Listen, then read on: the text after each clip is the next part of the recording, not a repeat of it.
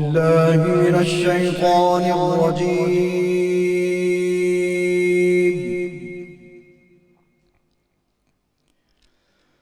بسم الله الرحمن الرحيم.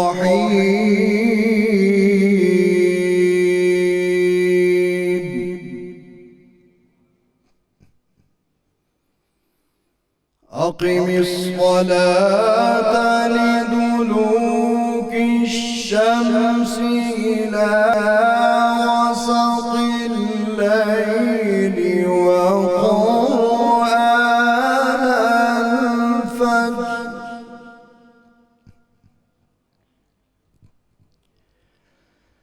إن قرآن الفجر كان مشهودا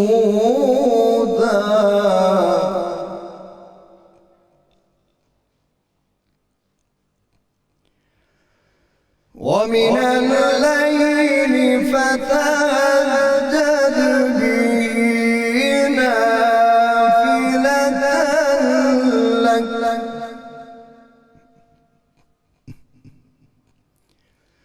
عسى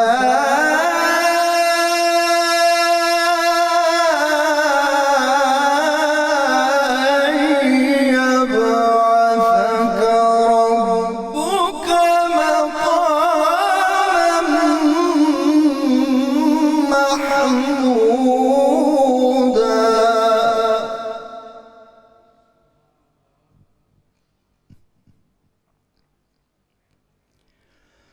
وقل ربي ادخلني مدخل صدق وأخرجني مخرج صدق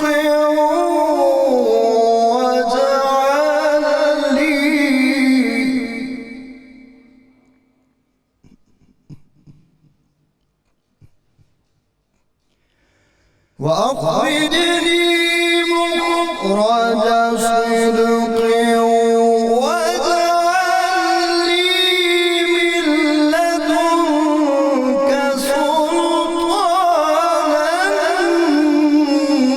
نصيرا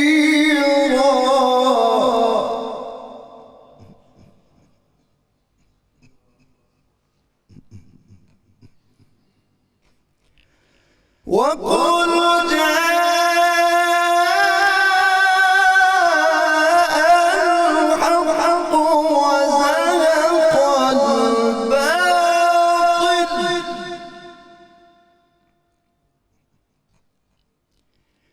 إن الباطل كان زهوقا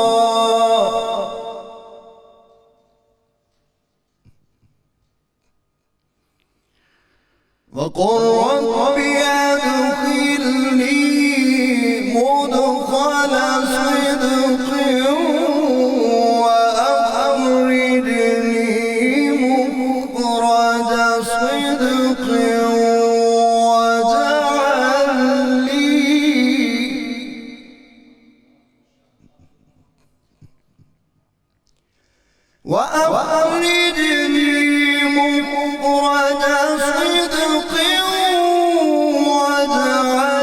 لي من لدنك سلطانا نصيرا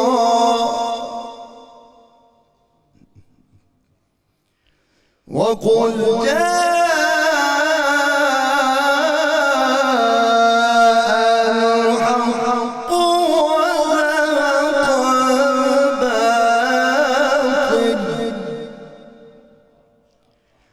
إن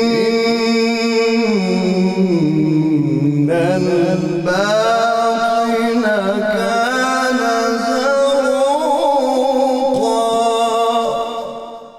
صدق الله العلي العظيم. ماشاء اللہ سبحان اللہ. یہ تھے ملک کے معروف قاری جناب قاری محمد ظفر کھرل صاحب. جو تلاوت کلام پاک سے قلوب کو منور فرما رہے تھے۔ الحمدللہ رب العالمین والصلاة والسلام علی سید الانبیاء والمرسلین، اللہم صلی علی سیدنا و مولانا محمد وعلی آلہ واصحابہ وبارک وسلم وصلی علیہ۔ دنیا کے تمام دیکھنے والوں، تمام چاہنے والوں، تمام پیار کرنے والوں کو، اور جہاں جہاں تک اس وقت میری آواز کو سنا اور مجھے دیکھا جا رہا ہے، جنید اقبال کی جانب سے انتہائی محبت کے ساتھ السلام علیکم۔ ایک بار پھر ناظرین، میں آپ کو رحمت رمضان کی خصوصی براہ راست نشریات سحر کی ٹرانسمیشن میں اس حسین سے موقع پہ دل کی گہرائیوں سے خوش آمدید کہتا ہوں۔ نہ صرف حسین سے موقع پہ ناظرین، بلکہ یوں کہیے کہ حسین سی شب اور حسین سے دن کی آمد پہ آپ کو مبارکباد دیتا ہوں۔ آج کا شو میں گزارش کروں گا خاص طور پہ، ظاہر ہے چونکہ ہمیں پوری دنیا میں دیکھا جاتا ہے الحمدللہ، تو جو ویسٹرن ورلڈ کے ہمارے ویورز ہیں وہ خاص طور پہ آج کا شو دیکھیں، کیونکہ ہوتا یہ ہے صاحب، جو بار بار ایلیگیشن چسپاں کیے جاتے ہیں نا ماتھے پہ کہ ہم دہشت گرد ہیں، ہم انتہا پسند ہیں، اور خدا نخواستہ اسلام جو ہے دہشت گردی کو پرووک کرتا ہے۔ آج ذرا آپ کو بتائیں گے، کیونکہ آج کا دن بڑا عظمت والا دن ہے، آج آپ کو بتائیں گے کہ اسلام کتنا امن پسند ہے، اور طاقت اور قوت ہونے کے باوجود بھی کس انداز سے سرکار مدینہ صلی اللہ علیہ وآلہ وسلم اپنے جانی دشمنوں کو معاف فرما دیا کرتے تھے۔ یعنی آج آپ جانتے ہیں کہ فتح مکہ کا دن ہے ناظرین۔ میں اگر یہ کہوں تو غلط نہ ہوگا، ویسے ظاہری طور پہ تو ظاہر ہے 20 رمضان المبارک فتح مکہ کا دن ہے، لیکن میرا وجدان اور عشق یہ کہتا ہے کہ جس وقت سرکار مدینہ صلی اللہ علیہ وآلہ وسلم نے حضرت عثمان بن طلحہ رضی اللہ تعالیٰ عنہ کو یہ فرمایا تھا کہ عثمان ایک وقت ایسا آئے گا کہ اس کعبے کی چابیاں ہمارے ہاتھ میں ہوں گی اور ہم جس کو چاہیں گے عطا کریں گے۔ ناظرین، میرے حساب سے تو اسی دن فتح مکہ ہو چکی تھی، مکہ فتح ہو گیا تھا۔ آج 20 رمضان المبارک ہے ناظرین۔ آج کا دن مسلمانوں کی تاریخ میں انتہائی اہم ترین ہے، آج اسلامی تاریخ کا عظیم ترین دن ہے۔ آج میرے آپ کے کعبے کی عظمت کا دن ہے۔ آج فاؤنڈر آف کعبہ حضرت ابراہیم علیہ السلام کی تمنا اور ان کی دعا کی تکمیل کا دن ہے ناظرین۔ خان صاحب توجہ رہے آپ کی، آج کا دن اسلامی تاریخ کا ناظرین ایسا یوٹرن ہے جس نے عرب کی سیاست کے رخ کو مکمل طور پہ تبدیل کر کے رکھ دیا۔ آج کعبے کے بنانے والوں کا دن ہے، آج کعبے کے بچانے والوں کا دن ہے۔ آج کعبے کے بنانے والوں کو کعبہ مل گیا اور آج کعبے کے بچانے والوں کو کعبہ مل گیا۔ اگر میں یہ کہوں ناظرین تو غلط نہیں کہ آج کعبے کو کعبہ ملنے کا دن ہے۔ آج ناظرین بنیادی طور پہ کعبے کو 365 بتوں سے پاک کرنے کا دن ہے، اور آج عفو درگزر اور احسان کی اعلیٰ ترین مثال یعنی حضرت عثمان بن طلحہ رضی اللہ تعالیٰ عنہ کو کعبے کی کلید برداری رہتی دنیا تک عطا کرنے کا دن ہے۔ وہ کعبہ ناظرین جو سرکار مدینہ صلی اللہ علیہ وآلہ وسلم کی محبتوں اور عشق کا مرکز ہے، جس کعبے سے سرکار علیہ السلام کو دور کیا گیا کہ جب سرکار علیہ السلام پر کفار نے ظلم و تشدد کی انتہا کر دی، جب سرکار علیہ السلام پر بربریت کے پہاڑ توڑے گئے، جب قریش مکہ نے سرکار علیہ السلام پر اور صحابہ کرام رضوان اللہ تعالیٰ علیہم اجمعین پر قیامت صغریٰ بپا کر دی، جب سرکار علیہ السلام کو ناظرین 3 سال تک شیبی ابی طالب میں محصور کیا گیا، جن کے لیے کائنات بنی، انہیں چمڑا ابال کر کھانے پر مجبور کیا گیا، پتے کھانے پر مجبور کیا گیا، جب سرکار علیہ السلام اور صحابہ کرام رضوان اللہ تعالیٰ علیہم اجمعین پر مکے کی گلیوں کو تنگ کر دیا گیا، جب سرکار علیہ السلام اور ان کے صحابہ کو ہجرت کرنے پر مجبور کیا گیا ناظرین، اس مکے سے ہجرت کرنے پر مجبور کیا گیا جس کی قسم اللہ اس لیے یاد فرماتا ہے کہ وہاں محبوب چلا پھرا کرتے ہیں کہ لَأُقْسِمُ بِهَٰذَا الْبَلَدِ وَأَنْتَ حِلٌّ بِهَٰذَا الْبَلَدِ، کہ اس مکے کو چھوڑنے پر مجبور کیا گیا کہ جس مکے کو آپ علیہ السلام کے اجداد نے بنایا بھی تھا ناظرین اور بسایا بھی تھا۔ وہ لمحہ ناظرین کتنا قیامت خیز ہوگا کہ جب سرکار علیہ السلام ہجرت فرما رہے تھے تو آپ علیہ السلام پلٹ کر کعبے کو دیکھتے تھے اور فرماتے تھے کہ اے مکہ، تو کتنا پیارا شہر ہے، تو مجھے کس قدر محبوب ہے، اگر میری قوم مجھے تجھ سے نہ نکالتی تو میں تیرے سوا کسی دوسرے مقام پر سکونت اختیار نہ کرتا۔ لیکن ناظرین وہی بات ہے، جن کا کعبہ ہے، جنہوں نے کعبہ بنایا ہے، جنہوں نے مکے کو سجایا ہے، جنہوں نے مکے کو بسایا ہے، آخر آنا اسی سرزمین پہ تھا، لیکن 8 برس کے بعد کعبے کا کعبہ جب کعبے کی طرف ناظرین، کعبے کا کعبہ جب کعبے کی طرف 10,000 صحابہ کرام رضوان اللہ تعالیٰ علیہم اجمعین کے جلوہ میں تشریف لاتے ہیں، بلکہ یوں کہیے ناظرین 10,000 ستاروں کے جھرمٹ میں جب کائنات کے چاند تشریف لاتے ہیں تو طاقت بھی ہے، فدائی بھی موجود ہیں، اسلحہ بھی موجود ہے، قوت بھی موجود ہے، مگر عاجزی کا یہ عالم ہے کہ سورہ فتح کی تلاوت زبان اقدس پر ہے اور سر اقدس اونٹ کے کوہان سے جا کر لگتا ہے، پھر زبان اقدس سے جملے ادا ہوتے ہیں کہ الیوم یوم المرحمہ، یعنی آج رحمت کا دن ہے، آج کعبے کی عظمت کا دن ہے، آج کعبے پر غلاف چڑھانے کا دن ہے، آج قریشیوں کو عزت دینے کا دن ہے۔ یعنی میں یہ کہنا چاہتا ہوں ناظرین کہ پوری دنیا میں جہاں جہاں اس وقت 9/11 کے بعد یہ واویلا ہو رہا ہے کہ مسلمانوں کو دہشت گرد کہا جائے، دہشت گرد ڈکلیئر کیا جائے، اسلام کو ایک دہشت گرد مذہب کے طور پہ دیکھا جائے، آیات جہاد پر اعتراض کرنے والوں اور 26 آیات کو معاذ اللہ نکالنے کی کوشش کرنے والوں، آؤ ذرا تمہیں بتاتے ہیں کہ انتہا پسندی ہوتی کیا ہے۔ ہم تو بنیادی طور پہ اس رحمت للعالمین کے ماننے والے ہیں، اس رحمت للعالمین کے کہ اتنے سارے ظلم ہونے کے بعد جو سرکار مدینہ صلی اللہ علیہ وآلہ وسلم ان کی شکلیں دیکھ رہے تھے، ان میں وہ لوگ تھے جو قتل کرنے والے بھی تھے، تشدد کرنے والے بھی تھے، زمین کو تنگ کرنے والے بھی تھے، زد و کوب کرنے والے بھی تھے، یعنی سب کچھ کیا نا انہوں نے، سب کچھ کیا، لیکن اس کے باوجود کیا ہوا؟ وہاں دہشت گردی نہیں کی، وہاں انتہا پسندی نہ دکھائی، وہاں پر سرکار مدینہ صلی اللہ علیہ وآلہ وسلم نے لوگوں کی اکاؤنٹیبلٹی نہیں کی، بلکہ وہ تو وجود کے ساتھ کانپتے ہوئے کھڑے ہوئے تھے سامنے کہ اب تو سخت سے سزا ملنے والی ہے۔ یعنی ان کو یہ ذہن بن چکا تھا کہ اب موت کے علاوہ کوئی اور کام نہیں ہے، لیکن نبی رحمت صلی اللہ علیہ وآلہ وسلم نے جب مجبے پر طائرانہ نگاہ ڈالی تو اچانک ایسا محسوس ہوا جیسے جھل ملاتے ستارے حرم کو جگمگا رہے ہیں، اور عالم یہ تھا ناظرین کہ کعبے کے دروازے کو مضبوطی سے پکڑے ہوئے اللہ کے محبوب صلی اللہ علیہ وآلہ وسلم کی روح پرور آواز گونجتی ہے کہ اے مکے والو، اے لوگوں، کیا تم جانتے ہو کہ آج میں تمہارے ساتھ کیا کرنے والا ہوں؟ یہ جانتے تھے ناظرین، یہ وہی لوگ تھے کہ جنہوں نے قتل بھی کیا تھا، خان صاحب یہ وہی لوگ تھے جنہوں نے تشدد کیا تھا، لیکن یہ جانتے تھے رحمت للعالمین ہے۔ جواب کیا ملا؟ نبی کریم صلی اللہ علیہ وآلہ وسلم کے مزاج سے بخوبی واقف رہنے والے پکار اٹھے کہ آپ کریم ہیں، آپ کریم ہیں، ابن کریم ہیں۔ جواب میں سرکار دو عالم صلی اللہ علیہ وآلہ وسلم نے فرمایا کہ میں تو بس وہی بات کہتا ہوں جو حضرت یوسف علیہ السلام نے اپنے بھائیوں سے کہی تھی کہ لا تثریب علیکم اليوم، آج تم پر کوئی گرفت نہیں ہے، جاؤ آج تم سب آزاد ہو۔ اب ویسٹرن ورلڈ کو اور کیا دیکھنا ہے؟ کیا دیکھنا چاہتے ہیں آپ؟ طاقت بھی تھی، قوت بھی تھی، اسلحہ بھی تھا، زبان اقدس سے ایک جملہ ادا ہوتا، سب کے سروں کو قلم کر دیا جاتا، لیکن قربان جائیں عفو درگزر کے پیکر، قربان جائیے سرکار مدینہ صلی اللہ علیہ وآلہ وسلم کی رحمت پر۔ رحمت للعالمین کا ٹائٹل سر اقدس پر سجا کر آئے ہیں، چھوٹی بات نہیں ہے صاحب۔ اور رحمت یہی ہوتی ہے کہ جہاں دشمن کی انتہا ہوتی ہے وہاں سے سرکار مدینہ صلی اللہ علیہ وآلہ وسلم کی رحمت کا آغاز ہوا کرتا ہے۔ آج ناظرین بنیادی طور پہ بس کعبے کی عظمت پہ بات ہوگی۔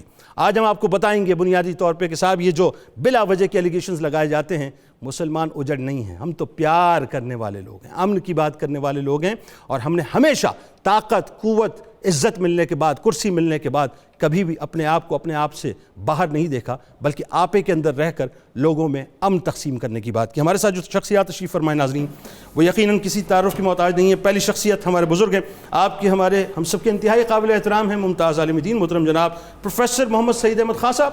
دوسری شخصیت آپ کے ہم سب کے انتہائی قابل احترام ممتاز اسکالر محترم جناب ڈاکٹر طاہر حمید تنولی صاحب۔ تیسری شخصیت ممتاز اسکالر آپ کے ہم سب کے ہر دل عزیز جناب پروفیسر عین الحق بغدادی صاحب۔ اور آخر میں میرے دائیں جانب آپ کے ہم سب کے انتہائی قابل احترام ممتاز قوال اپنے ساتھیوں کے ساتھ میرے بھائی جناب شیر میاں داد خان صاحب۔ آپ تمام احباب کو میری جانب سے السلام علیکم، خوش آمدید، اور فتح مکہ کا یہ عظیم دن آپ کو بھی اور تمام دیکھنے والوں کو میری جانب سے، میرے اسکالرز کی جانب سے اور 92 نیوز کی جانب سے بہت بہت مبارک ہو۔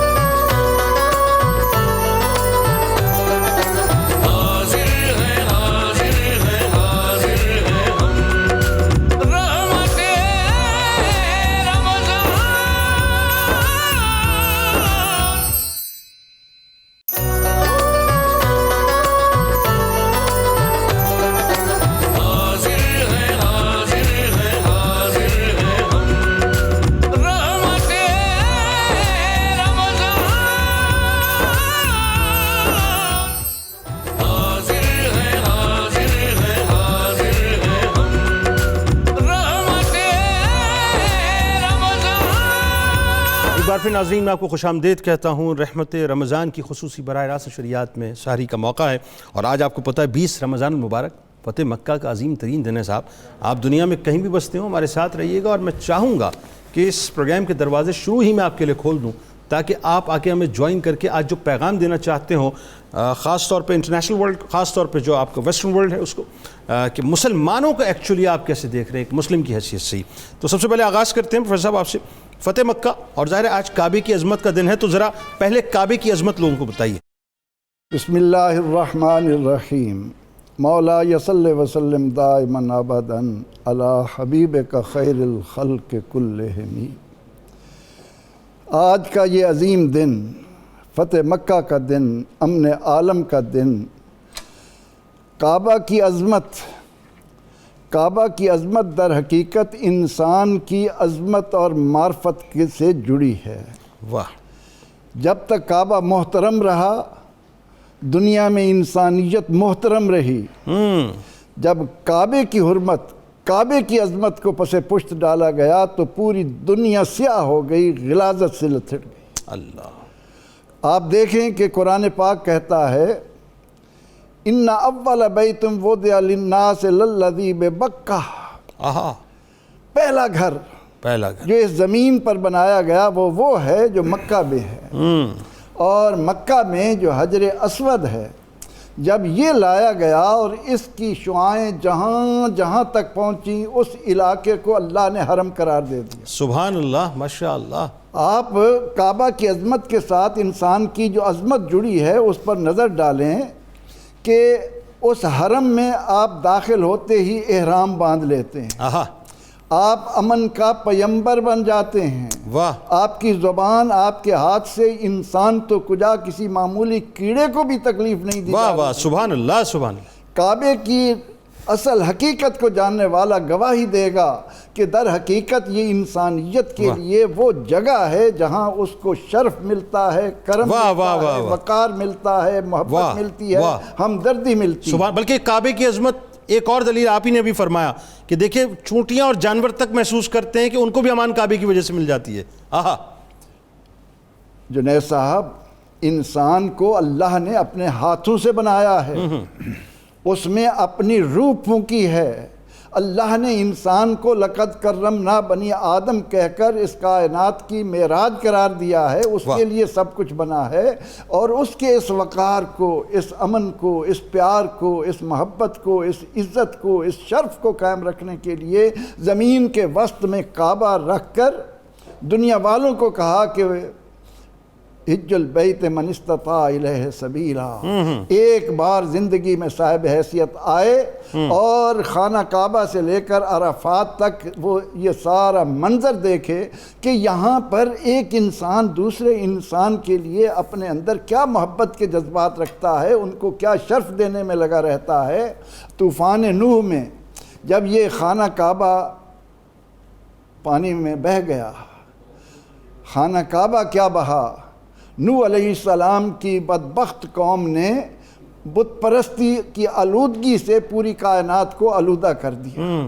اب ابراہیم علیہ السلام جس وقت آئے تو آپ دیکھیں کہ اس وقت نمرود کو پوری روئے زمین پر حکمرانی حاصل ہے، لیکن چاروں طرف غلاظت ہے، انسان دشمنی ہے، جن کے پاس وسائل ہیں ان کا کام ہے دوسروں کو محکوم بنائیں، ان پر حکم چلائیں، ان کے حقوق کو غصب کریں۔ ابراہیم علیہ السلام کو حکم دیا گیا کہ آئیے یہاں خانہ کعبہ تعمیر کیجیے۔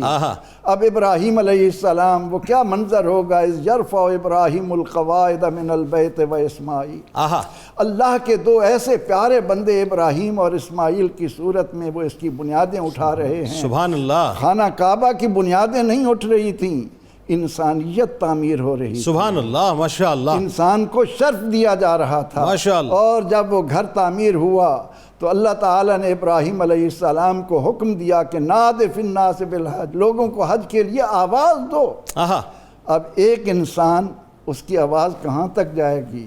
لیکن اللہ رب العزت نے فرمایا کہ اے میرے خلیل، تو یہاں کھڑے ہو کر آواز دے، اس کو قیامت تک آنے والی ارواح میں اس طرح پہنچا دوں گا کہ وہ جب میری طرف مائل ہوگا تو اس کی تمنا ہوگی کہ میں جا کر امن و آشتی کا وہ گھر دیکھوں۔ اللہ اکبر۔ جب نبی اکرم رحمت عالم صلی اللہ علیہ وسلم آئے تو کعبہ کی عظمت کو ہم سامنے رکھیں کہ جب مشرکین مکہ نے شیطان کے بہلاوے میں آ کر اللہ کے اس گھر کو 360 بتوں سے غلیظ بنا دیا، چاروں طرف نجاستیں پھیل گئیں، تو وہ نجاست صرف کعبہ کے اندر نہیں تھی، مصر ہو، یونان ہو، فارس ہو، ایران، فارس ہو، روما ہو، جو بھی اس وقت ملک تھے، جتنی تہذیبیں تھیں ساری گندی ہو گئیں، ہر طرف انسان کا شرف مٹ گیا۔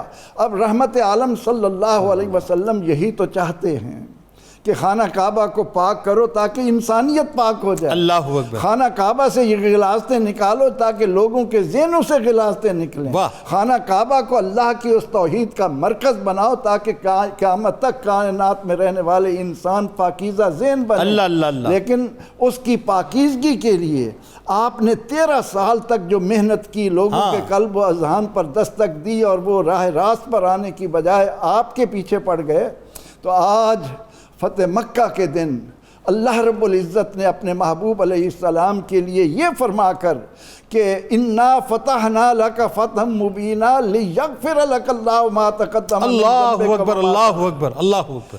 ہمارے علماء ترجمہ کرتے ہوئے قرآن کو قرآن کی روشنی میں دیکھتے، اور یہ کہنے کی بجائے کہ آپ کی اگلی پچھلی کوتاہیاں، نہیں، ذنب کے معنی الزام کے ہیں، غفران کے معنی مٹا دینے کے ہیں۔ اللہ تعالیٰ نے حدیبیہ کے مقام پر اپنے محبوب علیہ السلام کی کو ایسی حکمتیں عطا کر دیں کہ اس کے بعد اعلان فرمایا کہ محبوب، جو لوگ آج تک آپ کو پہچان نہیں سکے، اللہ، جو آپ کی عظمت سے نا آشنا ہیں، آپ کو کبھی جادوگر کہتے ہیں، کبھی کوئی آپ کے لیے جتنے الزامات آپ لگائے جا رہے ہیں، آج ہم نے آپ کو فتح مبین سے نواز کر آپ سے سارے الزامات دور کر دیے ہیں، اور دنیا پر واضح ہو گیا ہے کہ کائنات کے صفحے پر آپ سے بڑھ کر کوئی حکیم، کوئی دانا، کوئی ہمدرد، کوئی انسانیت سے پیار کرنے والا اور ہے ہی۔ یعنی آج ابراہیم علیہ السلام کی دعا کی تکمیل کا دن ہوا نا پھر؟ جی ہاں، وہ انہوں نے فرمایا تھا وَرْزُقْ أَهْلَهُ مِنَ الثَّمَرَاتِ، اور آپ دیکھیں کہ جب کعبہ پاک ہوا پھر انسانیت لوٹنے لگی، اللہ، چار دانگ عالم میں پھر انسانیت کا عظمت کا ایک بول بالا ہونے لگا۔ تو آج کا یہ عظیم دن، فتح مکہ کا دن، عظمت انسانی کا دن ہے، امن عالم کا دن ہے، اور یہ جان لینے کا دن ہے کہ پوری انسانیت کی اگر اس کا شرف، اس کا وقار چاہیے تو اس گھر سے وابستہ۔ بالکل ٹھیک، بات آگے بڑھاتے ہیں ڈاکٹر صاحب۔ فتح مکہ کے اسباب بنیادی طور پہ کیا بنے یہ بتائیے۔ بسم اللہ الرحمن الرحیم۔ جنید صاحب بہت شکریہ۔ جنید صاحب، فتح مکہ کو جب ہم دیکھتے ہیں تو یہ صرف اسلام نہیں، انسانیت کی اور عالم کی تاریخ کا ایک بہت ہی بڑا واقعہ ہے۔ واہ۔ سبب یہ ہے کہ فتح مکہ نے پہلے سے ساری تاریخ کو بدل دیا۔ یعنی پہلے جو ٹرینڈز تھے، جو اسالیب تھے، جو ضابطے تھے، فتح مکہ کے بعد وہ سارے کے سارے ضابطے آپ صلی اللہ علیہ وسلم نے نقائص سے نکال کے ان کو آئیڈیل سطح تک پہنچا دیا۔ واہ۔ جنگ کیا ہوتی ہے، جنگ میں فتح کے بعد رویے کیا ہونے چاہیے، دشمنوں سے سلوک کیسا کیا جانا چاہیے، اور جد و جہد کو جب اصولوں پہ مبنی رکھ کے آگے بڑھایا جائے تو کامیابی تک کیسے پہنچا جاتا ہے۔ یہ ساری باتیں فتح مکہ کے اندر ہمیں نظر آتی ہیں اپنے درجہ کمال پہ پہنچی ہوئی۔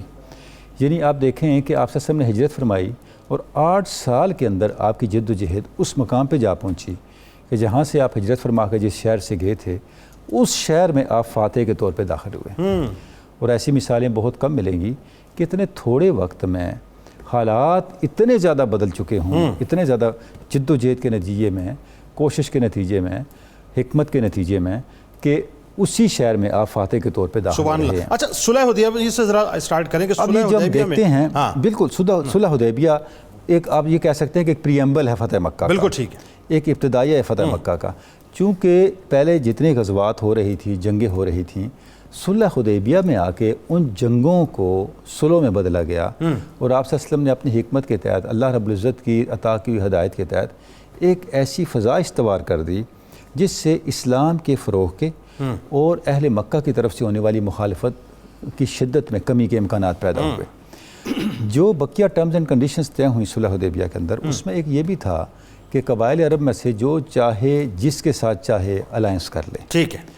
اس کے نتیجے میں جو بنی بکر تھے اور بنی خزاعہ تھے انہوں نے الگ الگ اپنا چوائس لیا ٹھیک ہے۔ اور بنی بکر قریش کے اتحادی بن گئے اور بنی خزاعہ اتحادی بن گئے ریاست مدینہ کے۔ ٹھیک ہے۔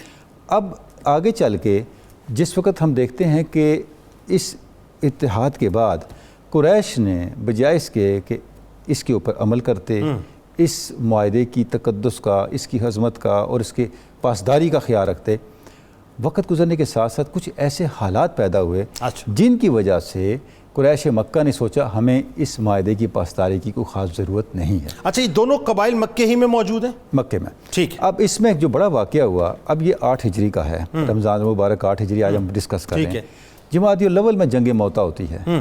جنگ موتا کے جو نتائج آئے، ان نتائج کے نتیجے میں اہل مکہ نے یہ سمجھا کہ شاید مدینہ والے اتنے کمزور ہو گئے ہیں، اب ہمیں ضرورت نہیں ان کے ساتھ کی ہوئی کسی معاہدے کی پاسداری کی۔ اچھا، اب اس سے کیا ہوا کہ جس وقت بنی بکر اور بنی خزاعہ کے درمیان کوئی تنازع ہوا تو قریش نے بنی خزاعہ کو، بنی بکر کو سپورٹ کیا اور بنی خزاعہ پہ مظالم ڈائے، ان کے افراد کو قتل کیا، ان پہ ظلم کیا، تشدد کیا، اور یہ سارے کا سارا جو معاملہ تھا یہ صلح حدیبیہ کے تحت ہونے والا جو ایک ایگریمنٹ تھا اس کو بریچ کیا، اس کی وائلیشن تھی۔ بلکہ یہاں تک وہ نا کہ خانہ کعبہ کی حرمت کوئی پامال کیا، خانہ کعبہ کے اندر لوگ عبادت میں تھے، بنی خزاعہ کے بہت سے لوگ خانہ کعبہ کے اندر عبادت میں تھے۔ یہی وجہ ہے جب یہ سارا معاملہ ہو گیا تو بنی خزاعہ نے اپنے ایک شاعر نمائندے کو عمر ابن سالم خزاعی کو مدینہ پاک بھیجا، اور وہ جب وہ آپ سے ملا تو اس نے اشعار میں آ کے سارا واقعہ بیان کیا کہ یا رسول اللہ، آپ نے جو معاہدہ کیا تھا مکہ والوں نے اس معاہدے کو توڑ دیا، ہمیں اس حالت میں ظلم اور جبر کا نشانہ بنایا کہ ہم صحن حرم میں عبادت میں مصروف تھے، ہم رکوع میں تھے، ہم سجود میں تھے، رکوع و سجود میں ہمیں قتل کیا گیا۔ یعنی یہ سارا منظر جو تھا، یہ سارا منظر جا کے عمر ابن سالم خزاعی نے بنی خزاعہ کی طرف سے آپ صلی اللہ علیہ وسلم کے سامنے رکھا۔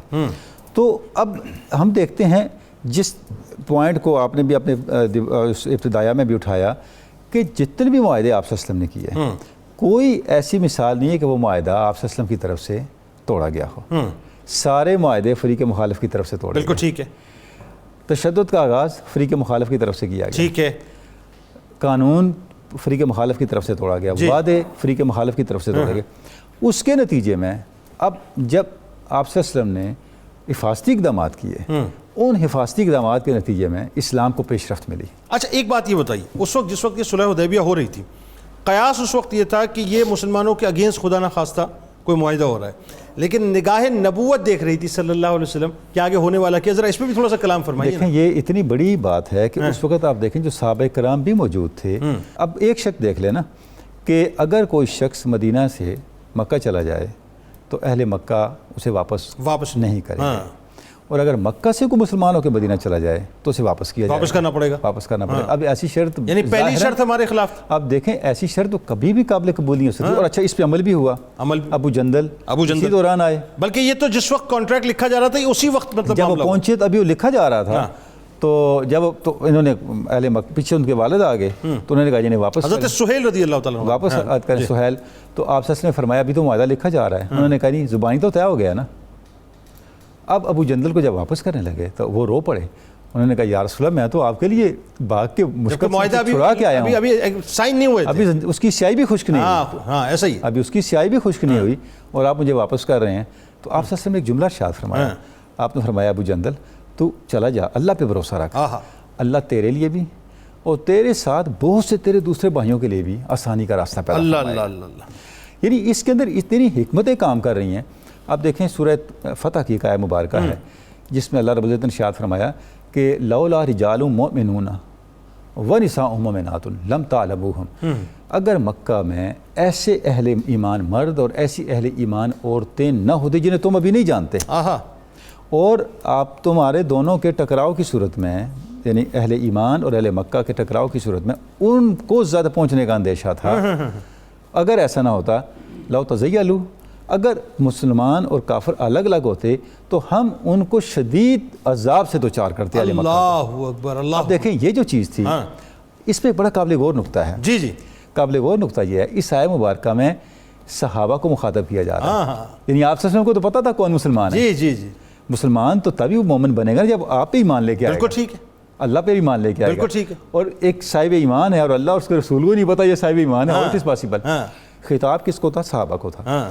یعنی صحابہ کو یہ بتایا جا رہا ہے کہ وہاں پہ بہت سے ایسے لوگ ہیں جن کو اللہ اور اس کا رسول ہی جانتا ہے, آپ نہیں جانتے, لہٰذا ہم نے اس جنگ کو ٹال دیا.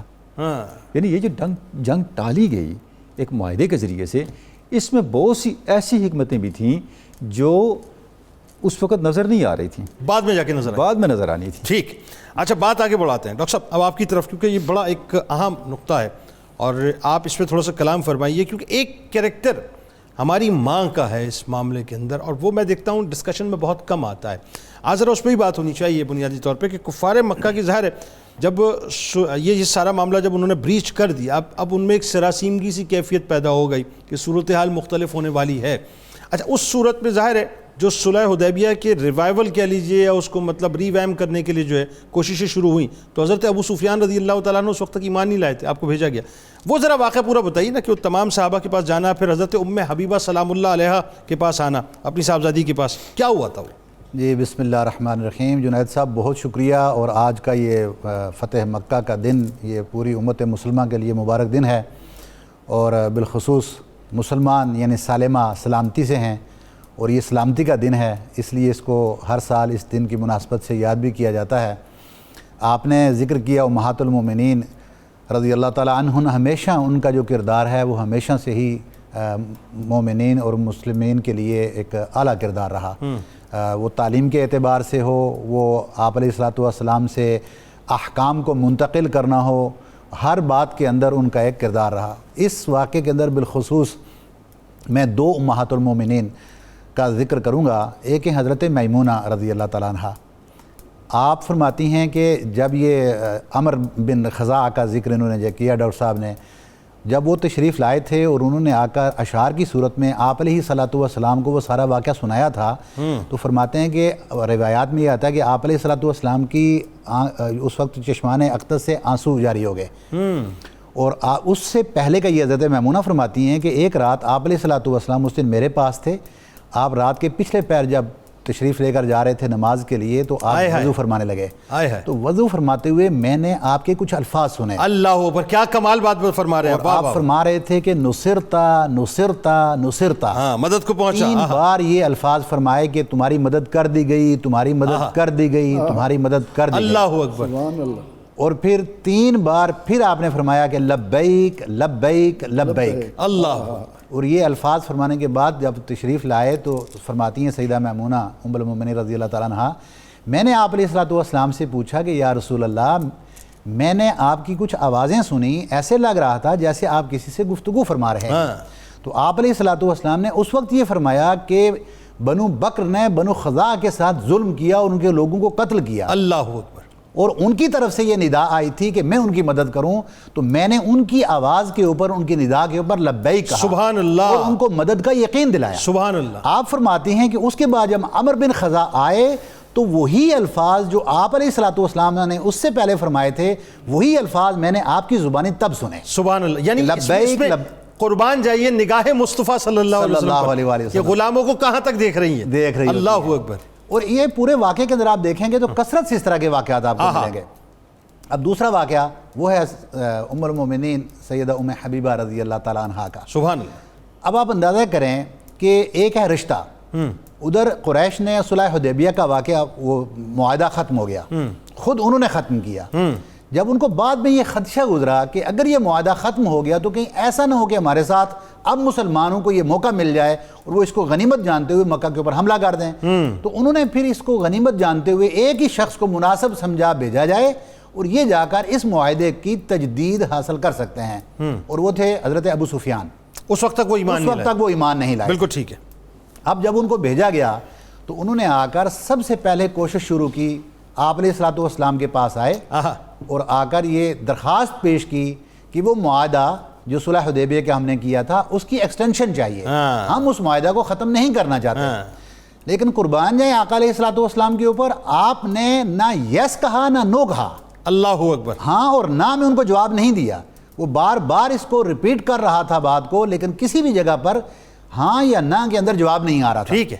جنید صاحب اس کی حکمت یہ تھی کہ اگر آپ علیہ الصلوۃ والسلام ہاں کے اندر جواب دیتے تو معاہدے کی تجدید ہو جاتی، بالکل ٹھیک ہے، اور آپ علیہ الصلوۃ والسلام اگر نہ کے اندر جواب دے دیتے تو پوری دنیا کو اس وقت موجود جو لوگ تھے ان کو پتہ چل جاتا کہ یہ معاہدہ ختم ہو گیا، اور خود مکہ والے بھی کانشیس ہو جاتے کہ اب تو کسی نہ کسی وقت انہوں نے ضرور ہمارے اوپر حملہ آور ہو جانا ہے۔ اچھا اس میں وہ بات بھی آ گئی سامنے، اس کا مطلب وہ کانشیس نہیں کرنا تھا کہ وہ لشکر کو جو مطلب وہ گپت رکھا تھا۔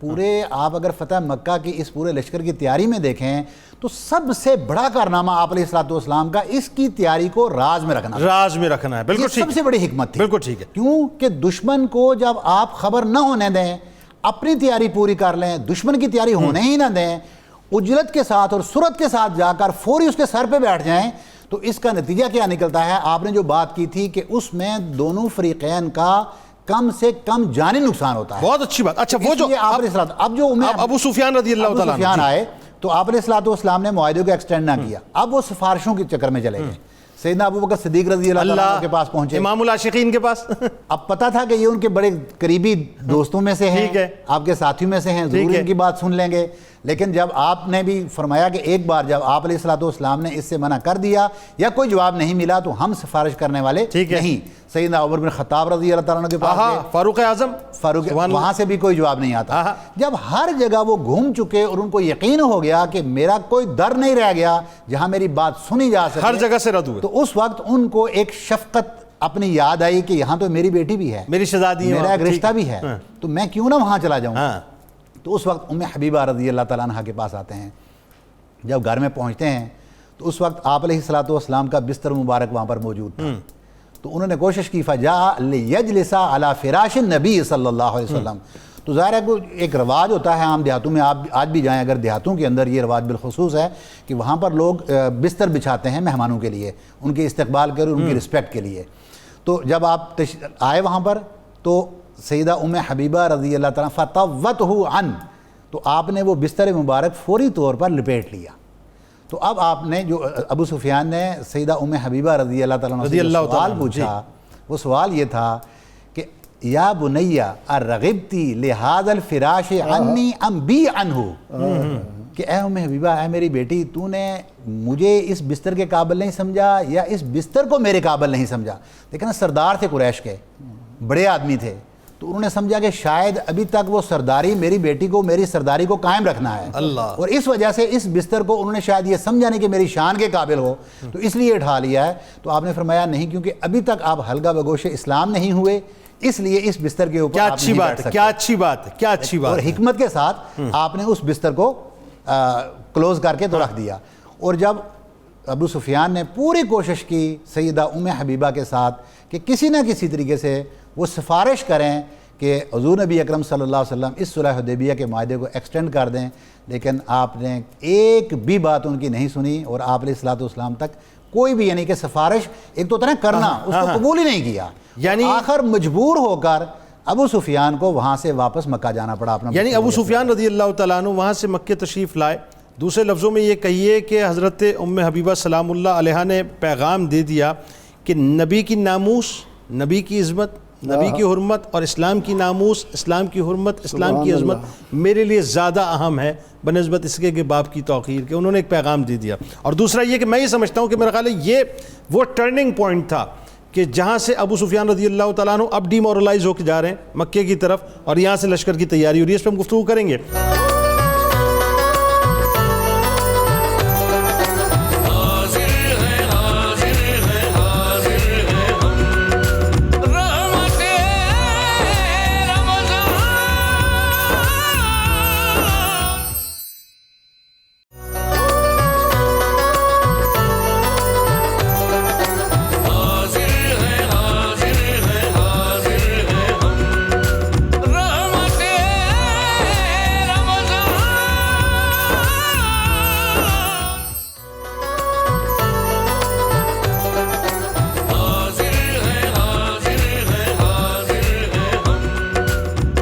ایک بار پھر ناظرین میں آپ کو خوش آمدید کہتا ہوں۔ رحمت رمضان کی خصوصی براہ راست شریعت سحری کا موقع ہے اور پروگرام کے دروازے آپ کے لیے کھلے ہیں۔ صاحب آپ دنیا میں کہیں بھی بستے ہوں، آئیے ہمیں جوائن کیجئے، اور آج فتح مکہ کے عظیم دن کے موقع پہ اپنے جذبات اور احساسات کا اظہار بھی کیجیے اور علماء کرام سے سوال بھی کیجیے. بات اچھا یہ اتنا خوبصورت تسلسل چل رہا ہے, مجھے ابھی ایک دو میسیجز واٹس ایپ پہ آئے کہ بالکل ایسا محسوس ہو رہا ہے کہ جیسے ہم یہ پورا فتح مکہ کا جو منظر ہے, جو علماء کرام ماشاء اللہ انہوں نے کہا کہ جی علماء کرام جس طرح سے بیان کر رہے ہیں, ہمیں محسوس ہو رہا ہے کہ ہم ٹریول کر رہے ہیں ان کے ساتھ, اس پورے منظر کو دیکھ رہے ہیں. اب وہ موقع آ گیا کہ جہاں پر لشکر کی تیاری ہو رہی ہے.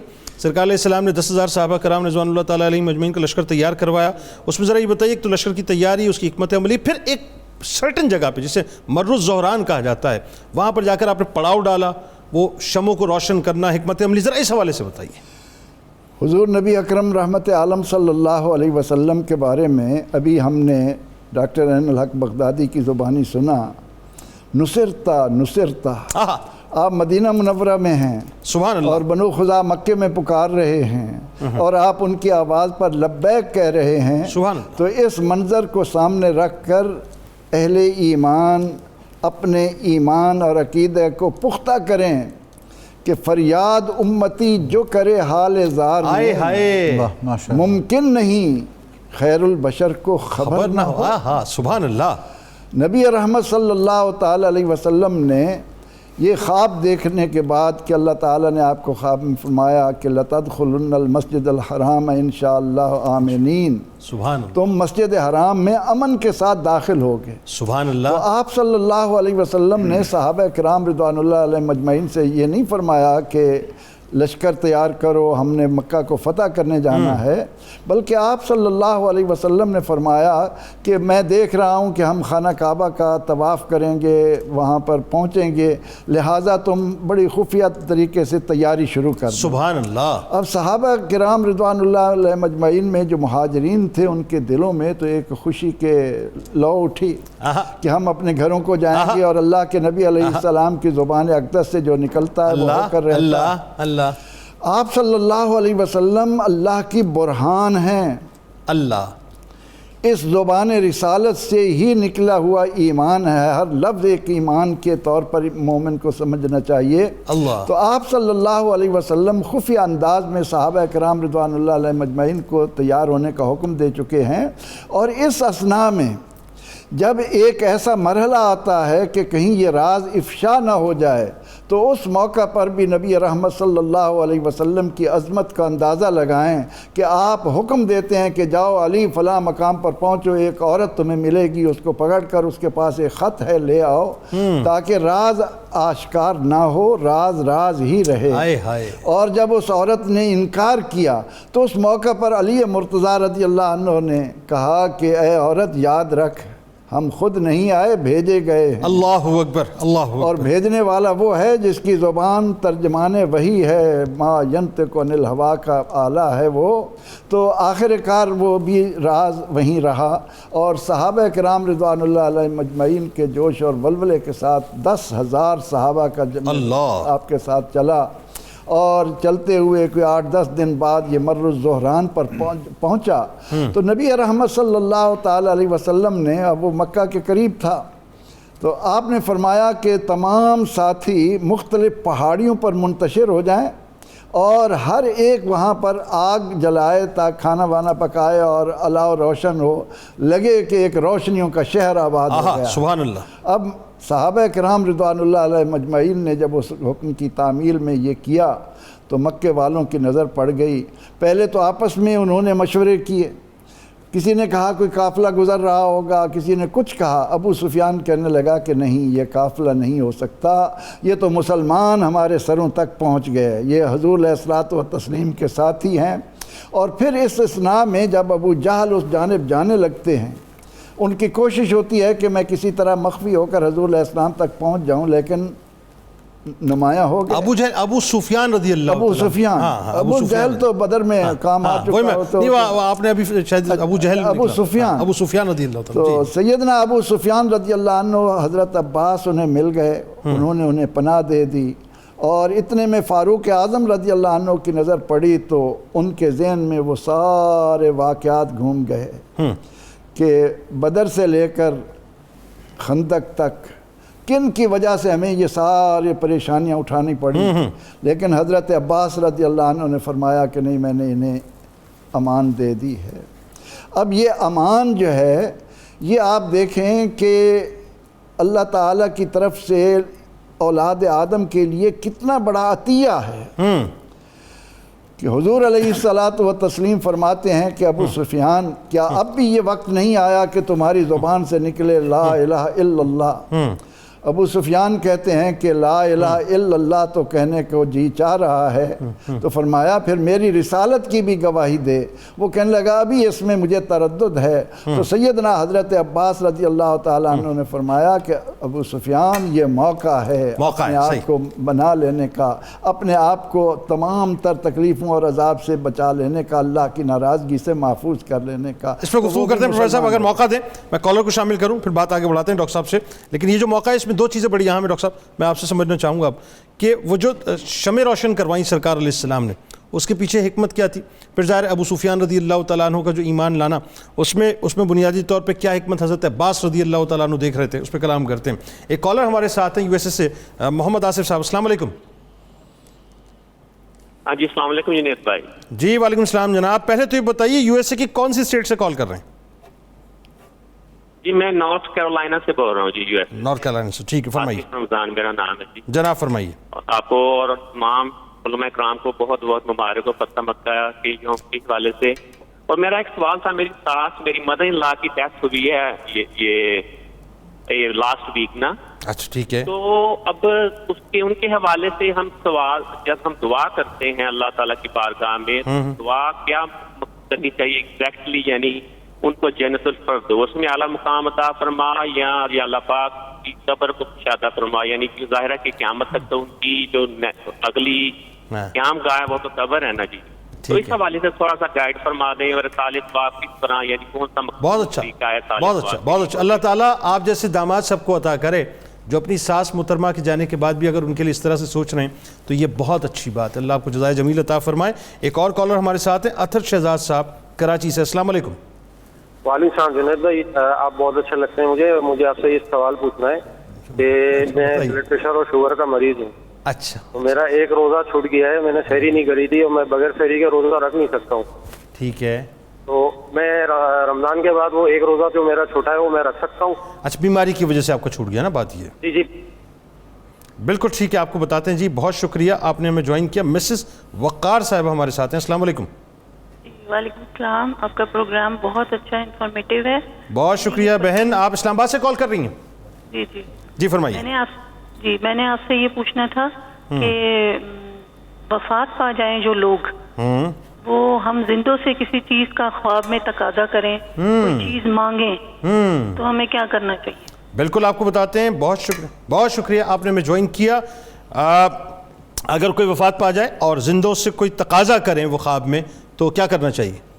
جی اس کی طرف سے کچھ صدقہ و خیرات کریں، ویری گڈ، بھوکوں کو کھانا کھلائیں، ننگوں کو کپڑا دیں، اور اس کے حق میں مغفرت کی دعا کریں، ایصال ثواب کریں، یہ انہیں پہنچے گا اور وہ خوش ہوں گے۔ بالکل ٹھیک ہے۔ اچھا وہ پوچھتے ہیں کہ یو ایس اے سے کہ مدر ان لا کا انتقال ہو گیا، اب ہم ان کے لیے دعا کیا کریں؟ جنت الفردوس کی، قبر کی کشادگی کی، کیونکہ برزخی زندگی ہے، کیا مطلب بہتر کیا ہے؟ جو آدمی ہم سے جدا ہو کر اپنے اللہ کے پاس چلا گیا، ہم اس کے لیے ہر حال میں اللہ سے اس کے لیے رحمت مانگیں گے، ٹھیک ہے، اس کی بخشش فرمائے، اس کی قبر کو وسیع کرے، اسے جنت الفردوس میں اعلیٰ مقام دے، یہی دعا سکھائی۔ اچھا مانگنے میں پھر سبھی مانگ لینا چاہیے؟ وہ تو دینے والا ہے، قادر ہے، بالکل، مطلب اس سے ہم لمیٹڈ کیوں مانگیں؟ یہ دے وہ دے، سب دے دے؟ مانگنے والا مانگنے میں کم پڑ جاتا ہے، دینے والے کی عطا کی انتہا نہیں۔ اچھا وہ کہتے ہیں کہ ایصال ثواب کا طریقہ بھی بتا دیجئے نا۔ ایصال ثواب کا طریقہ یہی ہے کہ آپ جو بھی نیکی کرتے ہیں اس نیکی کا اجر آپ کے لیے تو ہے، اس کے بعد آپ جن جن کا نام لے کر کہتے جائیں گے، اللہ تعالیٰ ان سب کو وہ اجر و ثواب اپنی بارگاہ سے پہنچائے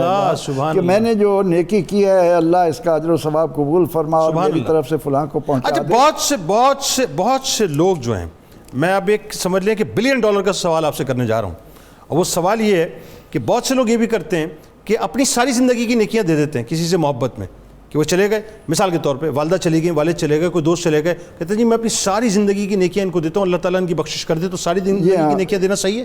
جی نیکیاں دینا صحیح ہے، اس کی نیکیاں کم نہیں ہوں گی بلکہ اللہ تعالیٰ اس کی نیکیاں بھی بڑھا دے گا. واہ واہ، کیا اچھی بات، کیا اچھی بات ہے، کیا اچھی بات. اچھا ابھی بتائیے بیماری کی وجہ سے روزہ چھوٹ گیا، شوگر کے پیشنٹ ہیں، جی اس کی قضا ہے، کفارہ نہیں ہے. رمضان المبارک کے بعد وہ شوال میں یا جب بھی دل کرے اس ایک روزے کی قضا کر لیں، اس پر نہیں ہوگا. کیونکہ رمضان کے روزے کے تو ہم حریص اس لیے ہوتے ہیں کہ حضور علیہ السلام نے فرمایا کہ اگر اس کا ایک روزہ چھوٹ جائے اور آدمی پورا سال روزہ رکھتا رہے وہ اجر نہیں ملتا. لیکن یہاں منکم مریضاً او علی سفرن کی ایک اجازت ہے، وہ بیمار ہونے کی وجہ سے ایک روزہ نہیں رکھ سکے تو ان پر کفارہ نہیں، قضا ہوگی، یہ بعد میں ایک دن کا بالکل ٹھیک ہے. اچھا سر اب تھوڑا سا فیز وائز چلتے ہیں. اگلا فیز جو ہے ظاہر ہے میں نے جیسے کہ بتایا کہ مرو زہران پہ جا کے رکے پڑاؤ ڈالا گیا، 10,000 شمعوں کو روشن کرنا مقصد کیا. حضرت عباس رضی اللہ تعالیٰ عنہ کا، حضرت ابو سفیان رضی اللہ تعالیٰ عنہ کو بارگاہ میں لانے کے پیچھے حکمت. پھر اس کے بعد اگلے فیز میں ہم یوم المرحمہ اور وہ ساری باتیں کریں گے. جی بالکل، جس طرح ہم دیکھتے ہیں کہ آپ صلی اللہ علیہ وسلم کی جو حکمت عملی ہے وہ اتنی کامیاب اور اتنی جامع ہے، اتنی اہم حکمت عملی ہے کہ ہر سٹیپ پہ آپ پیش رفت کی طرف جا رہے ہیں. اچھا جنید صاحب، حضور اکرم صلی اللہ علیہ وسلم کی پوری حیات پاک کو بھی اگر ہم دیکھیں تو کہیں آپ کو ریورس گیئر نہیں لگے گا. واہ واہ واہ واہ واہ، یعنی وہ جو قدم آپ نے اٹھا لیا. واہ واہ. ہوتا ہے نا کہ آپ ایک کام کر رہے ہیں، پیچھے ہٹتے ہیں، کسی جگہ پہ پس قدمی ہوتی ہے، ایسی کوئی صورت آپ کو سیرت میں نظر نہیں آتی. بلکہ یہ کئی اسٹریٹجک پوائنٹ آف ویو سے مجھے محسوس ہوتا ہے کہ یہ ایک پولیٹیکلی آپ نے ریٹریٹ کیا تھا صلح حدیبیہ میں، وہ بھی ایک مقصد کے لیے کبھی وہ ہمیں لگا، وہ ہمیں دیکھیں وہ تو سورہ فتح بتا رہی ہے. ایگزیکٹلی میں یہ کہنا چاہ رہا ہوں. دیکھیں وہ تو مکہ کے اہل ایمان کے تحفظ کے لیے سب کچھ ہو رہا ہے. ایگزیکٹلی یہ بات وہ کہتے ہیں نا کہ جب آپ تھوڑا سا ریٹریٹ کرتے ہیں تو آپ اور فورس کے ساتھ آتے ہیں. دوسرا کیا ہے کہ جو دائیں بائیں قبائل تھے ان کو انوالو کرنے کے لیے سب کچھ ہو رہا تھا. واہ واہ، وہ راستہ کھل گیا نا. واہ واہ، قبائل کے آنے کا راستہ کھل گیا، مکہ کے اندر جو مسلمان تھے وہ محفوظ ہو گئے. واہ واہ. اب یہ جو مکہ میں مسلمان محفوظ ہوئے تھے، آپ نے کیا سمجھا صرف محفوظ ہوئے تھے؟ وہی تو فتح مکہ کی فضا بنا رہے تھے. واہ کیا بات ہے. آپ دیکھیں حضرت عباس جو تھے جس وقت ہجرت ہو رہی تھی تو حضرت عباس نے ہجرت کرنی چاہیے، آپ نے منع فرما دیا. آپ نے فرمایا آپ خاتم المہاجرین ہیں، اللہ آپ آخری ہجرت کرنے والے ہیں. کیوں ان کو وہاں روکا؟ بھائی کیا اس لیے روکا کہ وہ وہاں پہ بیٹھ کے سارے غزوہ احد ہوا، احزاب ہوا، ساری اطلاعات آ رہی تھیں وہاں. سبحان اللہ. تو وہ کیوں کیسے پہنچ رہی تھیں؟ حضرت عباس تھے، بقیہ اہل ایمان تھے وہاں پہ. تو یہ جو لوگ تھے وہاں آپ صلی اللہ علیہ وسلم کو وہ اپڈیٹ بھی رکھ رہے تھے اور ساتھ وہاں پر بھی فضا بنا رہے تھے اسلام کے حق میں. آپ دیکھیں جیسے ہی لشکر چلا تو آپ صلی اللہ علیہ وسلم نے سارے راستوں پہ نگران بٹھا دیے کہ اس لشکر کے چلنے کی اطلاع مدینہ سے باہر نہ نکلے. اچھا اب یہ حضرت عباس کا کردار آپ کے سامنے ہے، یہ سب سے آخر میں ہجرت کر کے گئے اور یہی وہ تھے جنہوں نے پھر ابو سفیان کو آ کے آپ صلی اللہ علیہ وسلم سے ملوایا. جس وقت یہ لشکر وہاں پہنچ گیا، جب 1,000 سے زائد چراغ جل گئے، چولہے جل گئے، 10,000 سے زائد چولہے جل گئے، تو اب اہل مکہ نے سوچا شاید بنو خزاع نے ہمارے بدلہ لینے کی تیاری شروع کر دی ہے. ابو سفیان نے کہا نہیں، ان کی اتنی تعداد نہیں ہے، ہم جا کے خبر لیتے ہیں یہ ہے کیا. اب 3 لوگ آئے خبر لینے کے لیے، جاسوسی کرنے کے لیے، ابو سفیان، حکیم ابن حزام اور بدیل بن ورقہ خزائی. اچھا اب جب آپ ان لوگوں کو آپ دیکھتے ہیں، حکیم ابن حزام کون ہے؟ حضرت خدیجہ رضی اللہ تعالیٰ عنہ کے بھتیجے ہیں. یہ وہ ہیں جنہوں نے شاہ ابی طالب میں مسلسل سپورٹ کیا اور کھانا پہنچانا ان کا تھا، غلہ پہنچانا کا یہ کام کرتے. اور یہ وہی حکیم بن حزام ہے جن کے بارے میں سرکار علیہ السلام نے فرمایا تھا کہ اگر بدر میں یہ ہوتے اور یہ معافی مانگتے تو میں سب کو معاف کر دیتا. اچھا یہی صورتحال بدیل ابن حکیم خزائی کی تھی جن کے بارے میں یہ کہ وہ مسلمان ہو چکے تھے. اللہ، بلکہ ہسٹری میں یہاں تک ملتا ہے کہ ان کے پاس آپ سمجھ کا ایک مکتوب بھی تھا جس سے وہ اپنے خاندان کے نوجوانوں کو بٹھا کے پڑھایا کرتے تھے، سمجھایا کرتے تھے کہ آپ نے کیا کرنا ہے، اپنی زندگی کیسے گزارنی ہے. اب یہ جو لوگ ابو سفیان کے ساتھ آئے تو وہ ابو سفیان کو مزید کنونس کر رہے تھے کہ بھئی اب آپ ان کے ساتھ ٹکر نہ لیں. ٹھیک ہے، اگر اب آپ لشکر اسلام کے ساتھ ٹکر لیں گے تو اس کا نتیجہ یہ ہوگا سوائے تباہی کے کچھ نہیں ہوگا. ٹھیک، یعنی جو اس وقت اہل مکہ کا سب سے بڑا سردار تھا، اس ساری سچویشن کے دوران اس کا ذہن بن گیا کہ ہمارے لیے بقا کا راستہ یہی ہے کہ ہم دامن مصطفیٰ احتیاط اختیار کریں. سبحان اللہ.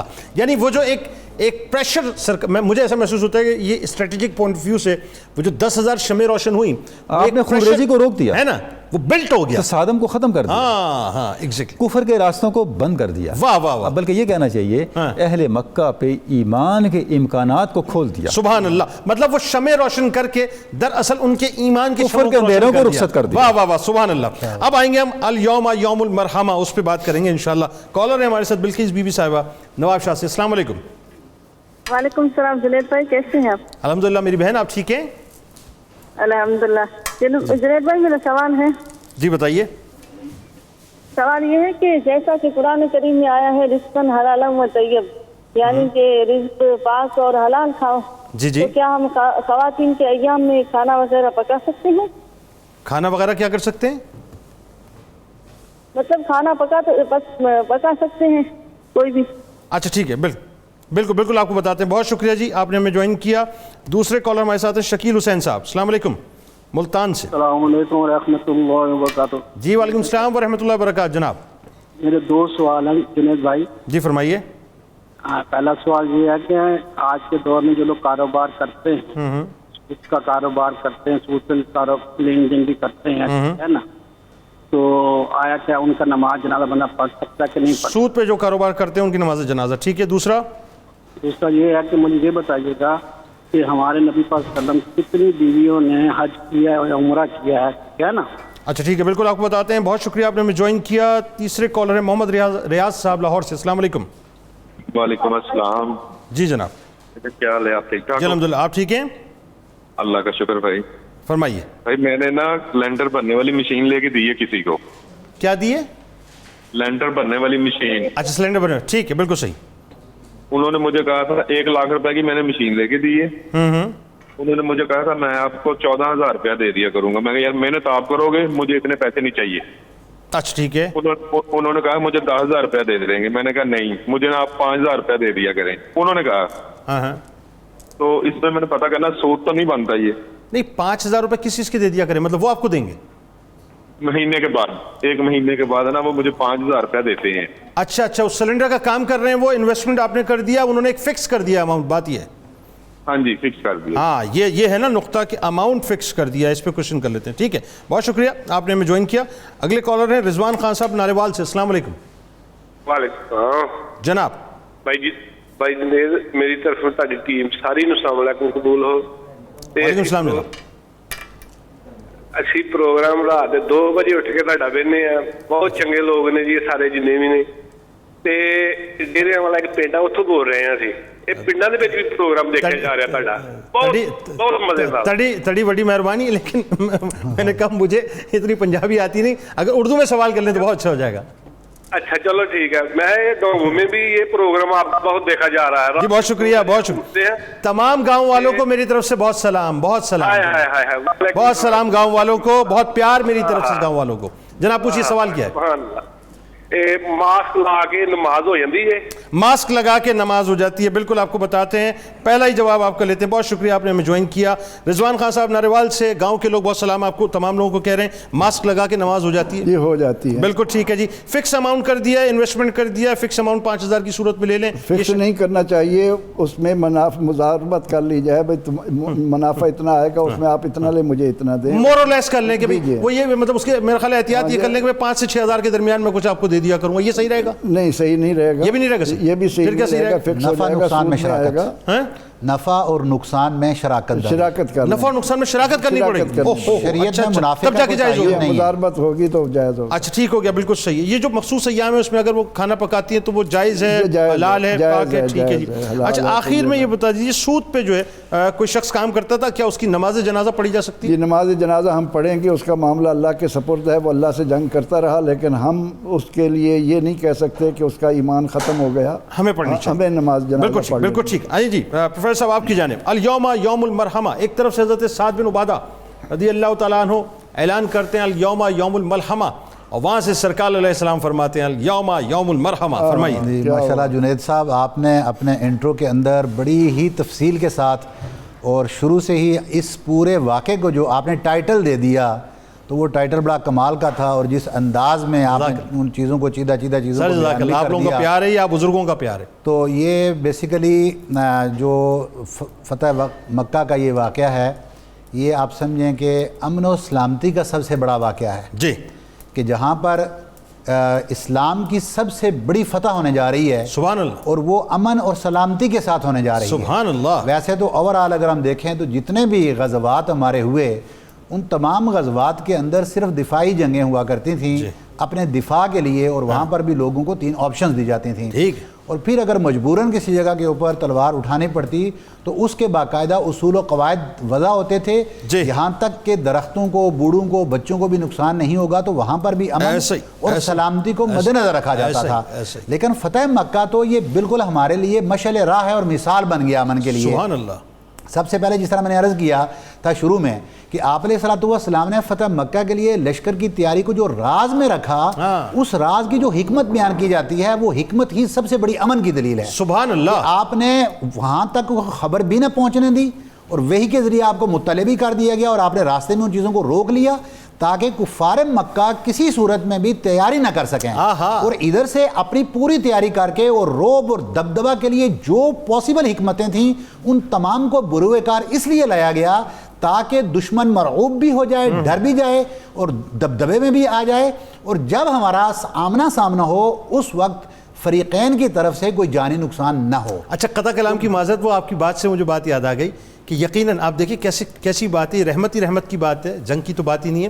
کہ جس وقت لشکر چلتا ہے میرے ذہن سے وہ جگہ نکل گئی. میں بھی آپ سے آف دا ریکارڈ بھی پوچھ رہا تھا کہ وہ جو ایک جانور اپنے بچوں کو جن رہا تھا تو سرکار علیہ السلام نے لشکر کو دور کروایا کہ بھائی اس کو تکلیف نہ ہو. تو اس سے بڑی رحمت کی اور کیا دلیل ہوگی؟ دیکھیں جی، آپ علیہ السلام کے لیے جو ٹائٹلز آپ کو عطا کیے گئے ان میں سے ایک یہ تھا وَمَا أَرْسَلْنَاكَ إِلَّا رَحْمَةً لِلْعَالَمِينَ وَإِنَّكَ لَعَلَىٰ خُلُقٍ عَظِيمٍ. تو جب آپ پوری کائنات کے ہر چیز کے لیے رحمت بھی ہوں اور پھر آپ اعلیٰ اخلاق کے اوپر بھی فائز ہوں تو ایسی صورت میں وہاں اور آپ سے اخلاق کے علاوہ توقع کس بات کی جا سکتی ہے؟ تو جب آپ علیہ السلام دیکھیں اس میں سب سے پہلے ہی آپ علیہ السلام نے ابو سفیان رضی اللہ تعالیٰ عنہ کو بھی جو امان دے دی، اور اس امان کا نتیجہ یہ نکلا، اور پھر لشکر کی وہ حکمت بھی سکھا دی کہ آپ جائیں اور گھاٹی کے اوپر، حضرت عباس رضی اللہ تعالیٰ عنہ سے کہا کہ ان کو گھاٹی کے اوپر وہاں کھڑا کریں، وہاں سے گزرتے ہوئے پورے لشکر کا یہ اس کے منظر کشی کریں، یہ تو بڑی اہم بات ہے. اور پھر ان کو فوری ریلیز کر دیا کہ لشکر سے پہلے وہ مکہ میں پہنچیں. انہوں نے مکہ میں جا کے لوگوں کو اس لشکر کے پورے روب اور دبدبہ کی پوری کیفیات بیان کی. پہلے ہی اہل مکہ کے اندر ایک دبدبہ آپ کے لشکر کا بیٹھ چکا تھا. سبحان اللہ. نتیجہ کیا نکلتا ہے کہ آپ وہاں اس کے باوجود احتیاطی تدابیر کے تحت لشکر کو 3 حصوں میں تقسیم کرتے ہیں، لیکن فرماتے ہیں کسی بھی جگہ پر کسی بھی شخص کے ساتھ آپ نے کوئی جنگ نہیں کرنی سوائے اس کے کہ کوئی تلوار اٹھا کر آپ کے سامنے آ جائے. سر وہ بتائیے پہلے، وہ بالکل چونکہ وقت کم ہے، وہ جو سعد بن عبادہ رضی اللہ تعالیٰ عنہ کے جملے سرکار کے، میں وہاں رہنا چاہ رہا ہوں. ذرا پہلا جملہ تھا کیا لطف آپ نے فرمایا، آپ لشکر کے سردار بھی تھے، آپ کے پاس جھنڈا بھی تھا، تو آپ نے فرمایا کہ آج ظاہری بات ہے کہ مکہ سر تھوڑا سا اگر اس کو لے لیں کہ وہ جگہ تھی جہاں سے آپ علیہ السلام کو مشکلات اور پریشانیوں کے بعد وہاں سے ہجرت کرنے پر مجبور کیا. اللہ اکبر. اور آپ دیکھیں مسجد میں آپ تشریف فرما ہوتے نماز کے لیے، آپ کو نماز اللہ کی عبادت کے اندر بھی شامل نہ ہونے دیا جاتا اور آپ کے اوپر بوجھ لاد دیا جاتا، اور ایسے ایسے واقعات کہ آپ کے صحابہ کرام کو تپتی ریت کے اوپر لٹا دیا جاتا، اور سینے کے اوپر پتھر رکھ دیے جاتے، کوئلوں کے اوپر ڈال دیا جاتا، اور پھر اسی تکالیف کے ساتھ ان کو سولی پر لٹکا دیا جاتا. وہاں سے جب نکلے تو صحابہ کرام آج جب فاتح کی صورت میں اس مکہ کے اندر داخل ہو رہے تھے تو اس وقت انہوں نے فرمایا کہ الیوم یوم الملحمہ، آج مکہ کے اندر جو ہم داخل ہو رہے ہیں یہ ہمارے بدلے کا دن ہوگا، آج مکہ کو حلال کر دیا جائے گا اور ہم ان کفار سے بدلہ لیں گے. آپ علیہ السلام کے جب یہ بات آپ کے کانوں میں آئی تو آپ نے فرمایا کہ نہیں ایسا نہیں ہے، الیوم یوم المرحمہ، آج تو رحمت کا دن ہے، مجھے تو پوری کائنات کے لیے رحمت للعالمین بنا کر بھیجا گیا ہے، تو اس لیے آج رحمت کا دن ہوگا. آپ نے پھر اس رحمت کا وہاں عملی مظاہرہ کیا. وہ مظاہرہ جو ہے اس پہ ہم کلام کریں گے بریک کے بعد. ناظرین کرام، سورہ فتح کی تلاوت ہے زبان مبارک پہ، سر اقدس اونٹنی کی کوہان سے لگ رہا ہے، 10,000 صحابہ کرام کا جلوہ ہے، اور سرکار فرماتے ہیں کہ الیوم یوم المرحمہ، اس سے بڑی رحم کی کوئی مثال ہو نہیں سکتی. طاقت، اسلحہ، قوت سب تھا، لیکن سرکار انتہائی عاجزی کے ساتھ اپنی ہی گلیوں میں دوبارہ داخل ہو رہے ہیں. بس انشاءاللہ آپ بھی ساری کیجیے، ہم بھی کرتے ہیں، لوٹ کے واپس آتے ہیں، پھر مزید گفتگو کرتے ہیں.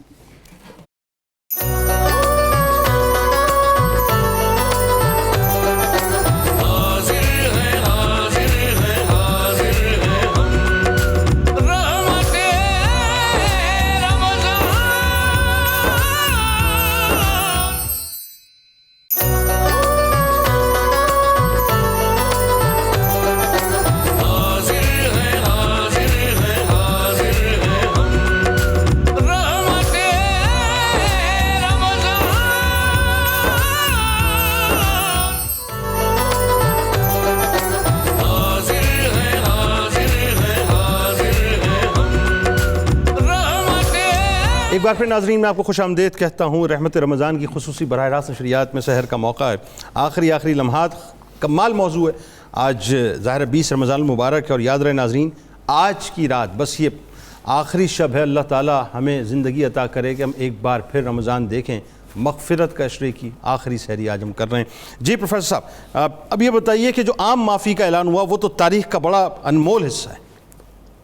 جنید صاحب یہی تو وہ چیز ہے جس نے آج کے دن کو امر کر دیا ہے، جس کی وجہ سے امن عالم کا عظیم دن جس کو تاریخ کہتی آئی کہتی رہے گی قیامت تک، وہ فتح مکہ کا دن ہے کہ جب آپ صلی اللہ علیہ وسلم نے چاروں طرف سے اہل مکہ کو اس بات پر آمادہ کر لیا کہ اب ان کے سوا سر جھکانے کے اور کوئی راستہ نہیں، تو آپ صلی اللہ علیہ وسلم نے فرمایا کہ تم جانتے ہو آج میں تمہارے ساتھ کیا سلوک کرنے والا ہوں. ہائے آپ صلی اللہ علیہ وسلم کے ان کلمات کے کہنے پر ان کو یاد آیا ہوگا کہ ہم نے بلال حبشی سے کیا کیا، ہم نے آل یاسر سے کیا کیا، ہم نے خباب کے ساتھ کیا کیا، اور ان کو یاد آیا ہوگا کہ جب خبیب کو ہم سولی پر چڑھا رہے تھے تو پورے مکے والے ہتھیار لے کر آ رہے تھے، کوئی ان کی آنکھ نکال رہا تھا، کوئی ان کا کان کاٹ رہا تھا، آخری سلام سرکار کی بارگاہ میں بھیجا، اور پھر یہ کہ وحشی کا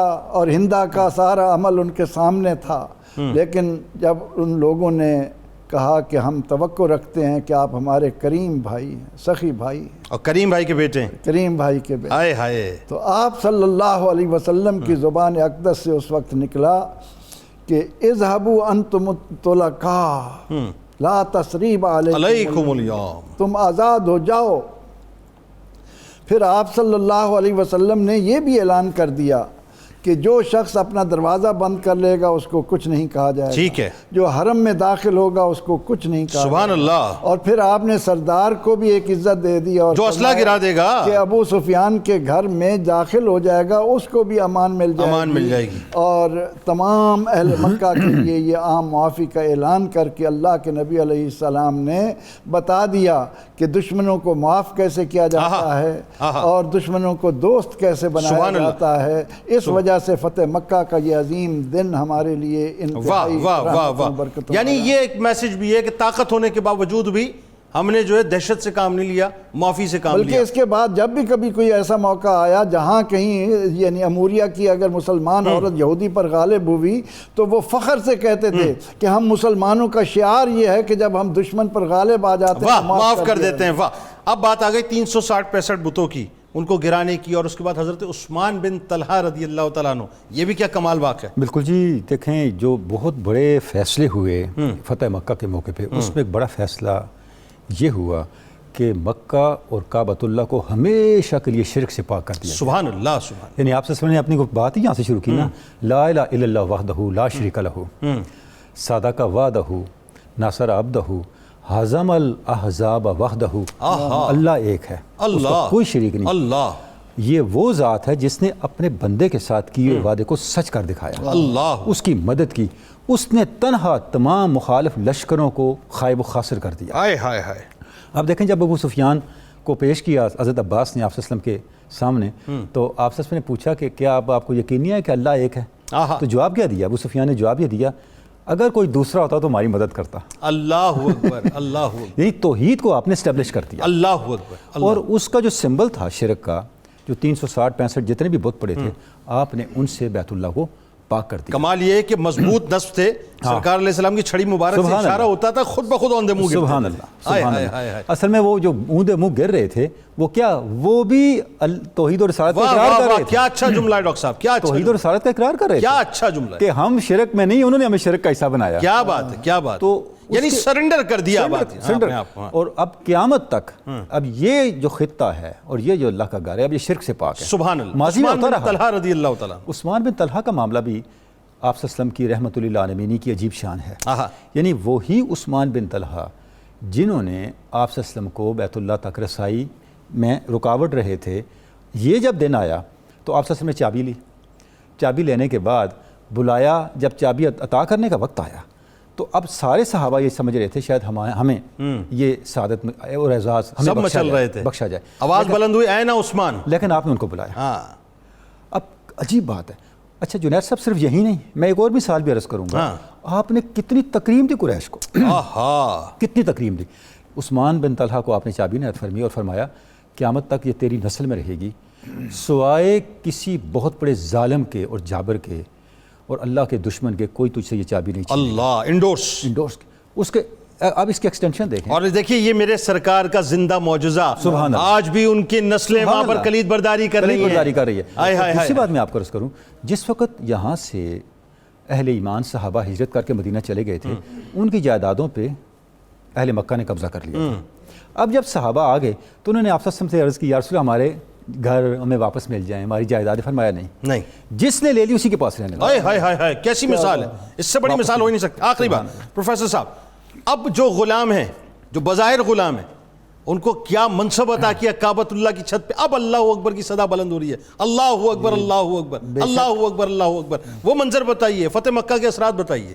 جی دیکھیں، فتح مکہ کا سب سے بڑا جو اس کا نتیجہ اور اثر ہے کہ یہ واحد وہ جگہ تھی جہاں سے کفار مکہ باقی تمام ایریاز کے اندر بھی کفر کو مدد فراہم کرتے تھے، اور مسلمانوں کے لیے ایک بہت بڑا خطرہ یہاں سے اٹھتا تھا ہمیشہ۔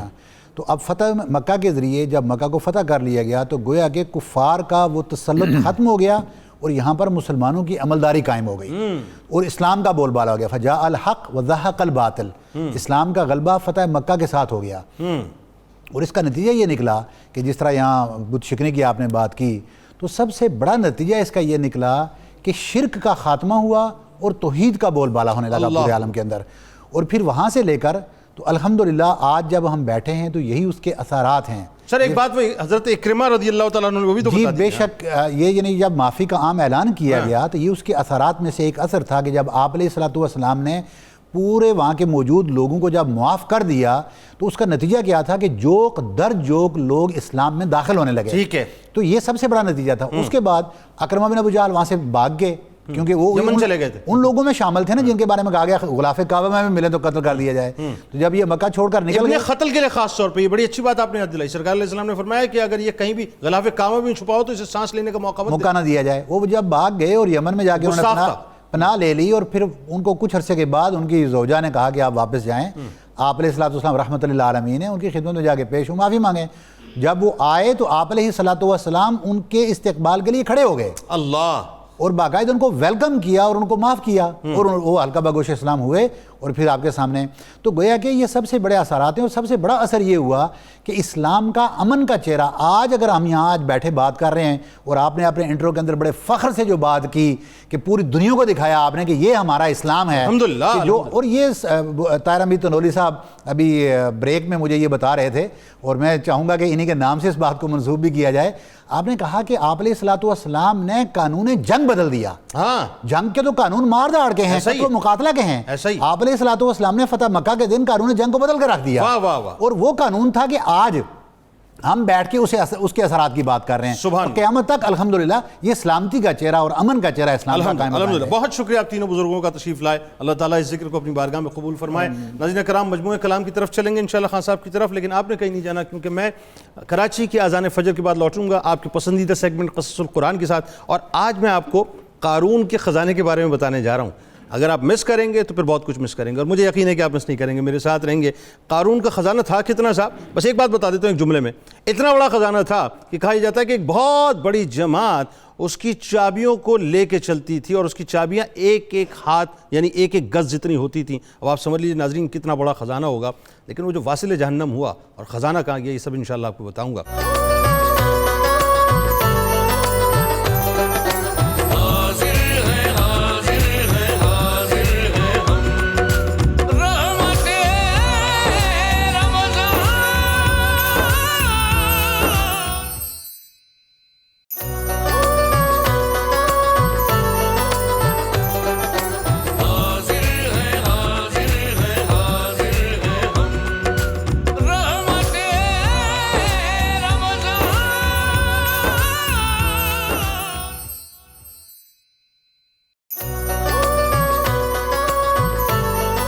بار پھر ناظرین میں آپ کو خوش آمدید کہتا ہوں قصص القرآن، جو کہ آپ کا بہت ہی پسندیدہ سیگمنٹ ہے۔ آج بات کریں گے قارون کے انجام کے حوالے سے۔ قارون کا خزانہ ناظرین آپ نے سنا ہی ہوگا، یعنی یہ ایک ایسی ضرب المثل بن چکی ہے کہ جب بہت کوئی امیر ترین آدمی کو انسان دیکھتا ہے جس کے پاس بے انتہا دولت ہو، جس کے پاس یوں سمجھ لیجئے کہ اتنی دولت ہو کہ جس کی دولت گنی نہ جا سکے، تو مثال دی جاتی ہے کہ اس کے پاس قارون کا خزانہ ہے۔ یہ ہمارے یہاں ضرب المثل ہے۔ بہرحال قارون ناظرین جو شخص تھا، اس کے بارے میں آپ کو تفصیل بتانے سے پہلے بتاؤں کہ ایکچولی اس کا تعلق تو مصر سے تھا، اور آپ کے ذہن میں رہے کہ فرعون کا دور تھا، اور یہ بھی آپ کے ذہن میں رہے کہ فرعون کی جتنی بھی بدماشیاں تھیں، فرعون نے جتنا بھی ظلم و ستم کیا تھا، میں نے پچھلے پروگرامز میں خاصی آپ کو اس کے بارے میں جو ہے تفاصیل بتائیں کہ کس کس انداز سے حضرت موسیٰ علیہ السلام تنبیہ کرتے رہے فرعونیوں کو اور فرعون کو بھی، اور بالآخر وہ انجام جو کہ فرعون کا ہونا تھا اور اسے تا قیامت عبرت نشان بننا تھا، اللہ تبارک و تعالیٰ نے بالکل ایگزیکٹلی اسی طرح سے اس پورے منظر کو قرآن پاک میں بیان کیا۔ اور فائنلی جب دریائے نیل ظاہر حضرت موسیٰ علیہ السلام بنی اسرائیلیوں کے ساتھ کراس کر لیتے ہیں تو اسی دریائے نیل کے اندر فرعون غرق ہو جاتا ہے۔ اب جو قارون کا انجام ہے ناظرین، اس کی ابتدا فرعون کے غرق ہونے کے بعد ہوتی ہے، اور ذرا سنیے کہ کیا معاملہ ہے۔ قارون ایکچولی حضرت موسیٰ علیہ السلام کے چچا یسحر کا بیٹا تھا، جو کہ روایتوں میں آتا ہے، جو بہت ہی شکیل تھا، انتہائی خوبصورت آدمی تھا۔ لوگ اسے اس کے حسن و جمال کی وجہ سے بہت زیادہ خوبصورت کہتے تھے، منور کہا کرتے تھے، اور اس کے حسن و جمال سے بہت زیادہ متاثر بھی تھے، یعنی جہاں سے وہ نکل جاتا تھا مورخین یہ لکھتے ہیں کہ لوگ اسے پلٹ پلٹ کر دیکھا کرتے تھے اس کی خوبصورتی کی وجہ سے۔ اچھا، یہ ناظرین معاملہ یہ تھا کہ قیام مصر کے زمانے میں فرعون کا درباری ملازم تھا، اس کے بارے میں روایت یہ بھی آتی ہے، اور اسی دوران قارون نے بہت زیادہ دولت اکٹھی کر لی تھی، یعنی وہ دور اس کا بنیادی طور پہ اس کو فرعون کا بھی ملا اور فرعون کے بعد کا بھی ملا۔ اس کے ساتھ ساتھ ناظرین اس کا یہ کمال بھی تھا کہ وہ بنی اسرائیل میں تورات کا بہت بڑا عالم بھی تھا اور عامل بھی تھا، یعنی مستجاب الدعوات بھی اس کو کہا جاتا ہے۔ انتہائی ملنسار آدمی تھا، انتہائی با اخلاق آدمی تھا، یعنی علم کے ساتھ اللہ تبارک و تعالیٰ نے اس کو یہ وصف عطا کیا تھا کہ وہ دعا کرتا تھا، اس کی دعا قبول ہو جاتی تھی، اور تورات پہ اس کی بڑی گرپ تھی، اور لوگ اس کا بڑا ادب کیا کرتے تھے، بڑا احترام کیا کرتے تھے۔ یعنی روایتوں میں یہاں تک آتا ہے کہ اس زمانے میں، جس زمانے میں اس کی ایک عزت تھی، توقیر تھی، مقام تھا، وہ جہاں سے گزر جاتا تھا لوگ ادب میں اپنے سروں کو جھکاتے تھے، اس کا بڑا احترام کرتے تھے۔ اس کی وجہ میں نے آپ کو بتائی کہ تورات اس کو ازبر تھی، تورات کا بہت بڑا عالم تھا، اور پلس وہ دعا کرتا تھا، اللہ تعالیٰ اس دعا کو قبول فرماتا تھا۔ بہرحال ہوا یہ ناظرین کہ جب بے شمار دولت خزانہ اس کے ہاتھ لگ گیا اور ایک عجیب تغیر اس کی زندگی کے اندر آ گیا، تو اس کے مزاج میں بھی ایک دم تبدیلی آ گئی، ایک دم تغیر آ گیا، یعنی وہ دولت کے نشے کے اندر مکمل طور پہ بدمست ہو گیا، اپنے عزیز و اقارب کو بہت زیادہ حقیر سمجھنے لگا، ذلیل سمجھنے لگا، اپنے آپ کو بہت بڑا سمجھنے لگا، بہت تفاخر محسوس کرنے لگا، یعنی وہ اس بات کو بھول گیا کہ اس پر جو کچھ بھی فضل کیا ہے وہ اللہ نے کیا ہے، لیکن اس کے ذہن میں یہ خیال پیدا ہونا شروع ہو گیا کہ مجھے جو کچھ بھی ملا ہے یہ بنیادی طور پہ میری صلاحیتوں کی وجہ سے ملا ہے، اور میں ان صلاحیتوں کی وجہ سے اس بات کا حقدار ہوں کہ مجھے اتنا بڑا خزانہ مل جائے۔ بہت بڑا خزانہ اس کے پاس تھا، میں آگے جا کے آپ کو بتاتا ہوں۔ وہی بات ہے ناظرین کہ مولا کائنات مولا علی کرم اللہ وجہ الکریم کا جو قول مبارک ہے کہ اقتدار، اختیار اور دولت انسان کو بدلتے نہیں ہیں بلکہ بے نقاب کر دیا کرتے ہیں۔ ایگزیکٹلی وہ سچویشن قارون کے ساتھ تھی کہ قارون کے پاس جیسی دولت آئی وہ بنیادی طور پر بے نقاب ہو گیا، ایکسپوز ہو گیا، اس کے اندر کی جو جبلت تھی، یا یوں کہیے اس کا جو انسٹنکٹ تھا، اس کی جو فطرت تھی، وہ باہر نکل کے آ گئی۔ اچھا ناظرین، ہوا یہ کہ اس کی جو مزاج میں ایک بات اور پیدا ہوئی کہ وہ سامری کی طرح منافق ہو گیا، اور حضرت موسیٰ علیہ السلام کا بہت بڑا دشمن ہو گیا، اور اعلیٰ درجے کا متکبر اور انتہائی مغرور قسم کا آدمی ہو گیا۔ اب اس کی غرور کی میں آپ کو ایک مثال دیتا ہوں کہ جب اس کے بعد دولت آ گئی، چونکہ پوشاک بہت زیادہ مہنگی ترین پہنتا تھا، اور اس کو شوق تھا کہ جی بڑے ہی زربک قسم کے کپڑے پہنتا تھا، سواریاں اس کی بڑی خوبصورت سے ہوتی تھیں، لشکر اس کے ساتھ بڑا چلا کرتا تھا، تو آپ نے دیکھا ہوگا جب آپ مصر کے لوگوں کی تصاویر پرانی اٹھائیں فرعین وغیرہ کی، آپ کو ایک ٹیل ان کے کپڑوں کے پیچھے نظر آتی ہے، یعنی کپڑا جو ہے وہ ایکسٹینشن پیچھے نظر آتی ہے۔ وہ جو ٹیل کا تصور ہے ناظرین، یہ ایکچولی کہتے یہ ہیں کہ قارون سے شروع ہوا، اور قارون نے اس ٹیل کا استعمال شروع کیا تھا، اور ایک روایت میں یہ بھی آتا ہے کہ فرعین سے جو ہے وہ سلسلہ شروع ہو گیا تھا۔ بہرحال جب زکوٰۃ کا حکم نازل ہوا ناظرین، تو اس نے حضرت موسیٰ علیہ السلام کے روبرو یہ عہد کیا کہ اپنے تمام مالوں میں سے میں 1000واں حصہ ضرور اللہ کی راہ میں نکالوں گا، مگر جب اس نے مال کا حساب لگایا تو اس کی دولت اتنی زیادہ تھی، اتنا بڑا خزانہ تھا کہ وہ کیلکولیٹ کرتے کرتے کرتے کرتے جب اس نتیجے پہ پہنچا تو وہ تو دم بخود رہ گیا کہ میں اتنا پیسہ جو ہے وہ اس نام پر نکالوں، یہ تو پاسبل نہیں ہے۔ یہ دیکھ کر ناظرین اس کے اندر ایک ہرس پیدا ہو گئی، ایک بخل پیدا ہو گیا، اور بخل کا بھوت اس کے اوپر سوار ہو گیا، اور نہ صرف وہ اس بات کا منکر ہو گیا کہ میں زکوٰۃ نہیں دوں گا، بلکہ عام طور پر بنی اسرائیل کو بھی وہ بہکانے لگا اور حضرت موسیٰ علیہ السلام کے بارے میں مختلف قسم کی باتیں تراشنے لگا۔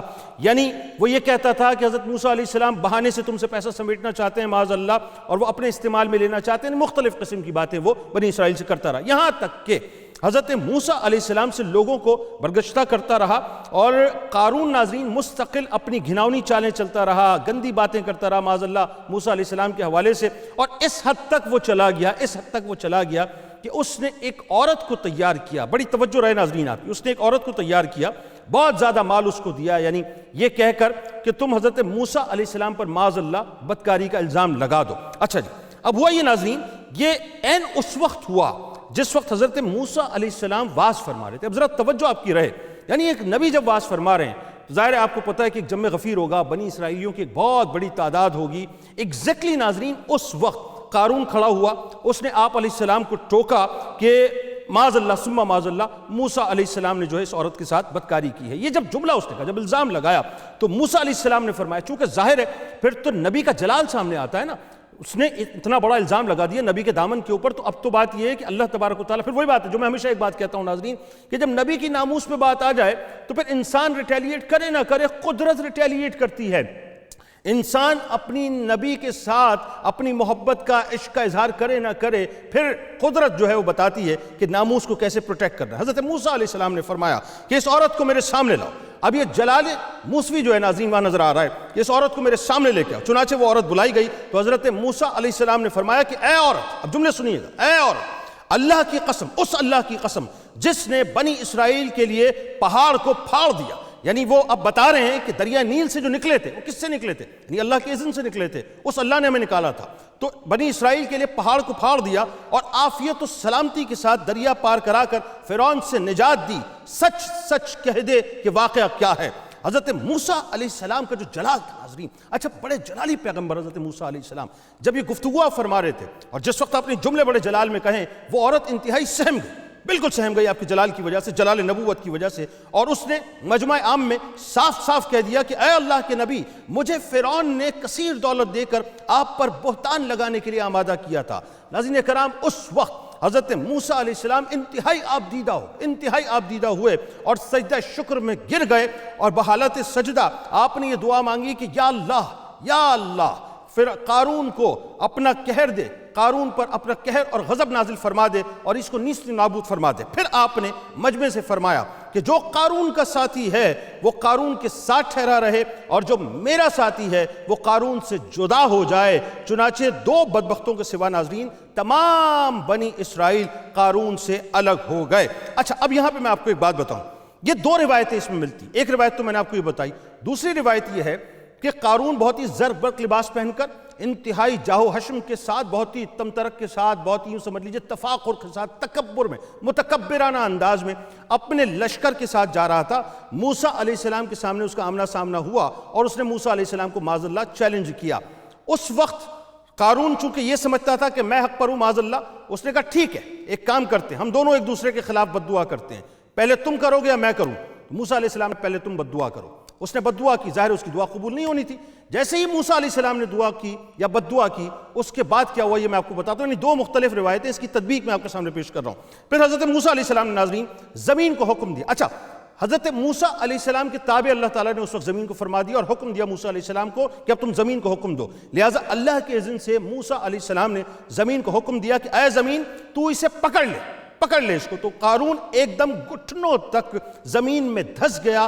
پھر آپ نے دوبارہ زمین سے یہی فرمایا تو کمر تک دھس گیا، یہاں تک کہ ناظرین یہ دیکھ کر قارون رونے لگا، بل بلانے لگا، اپنی رشتہ داری کا واسطہ دینے لگا، مگر آپ نے کوئی التفات نہیں فرمایا، یہاں تک کہ وہ بالکل زمین کے اندر دھس گیا۔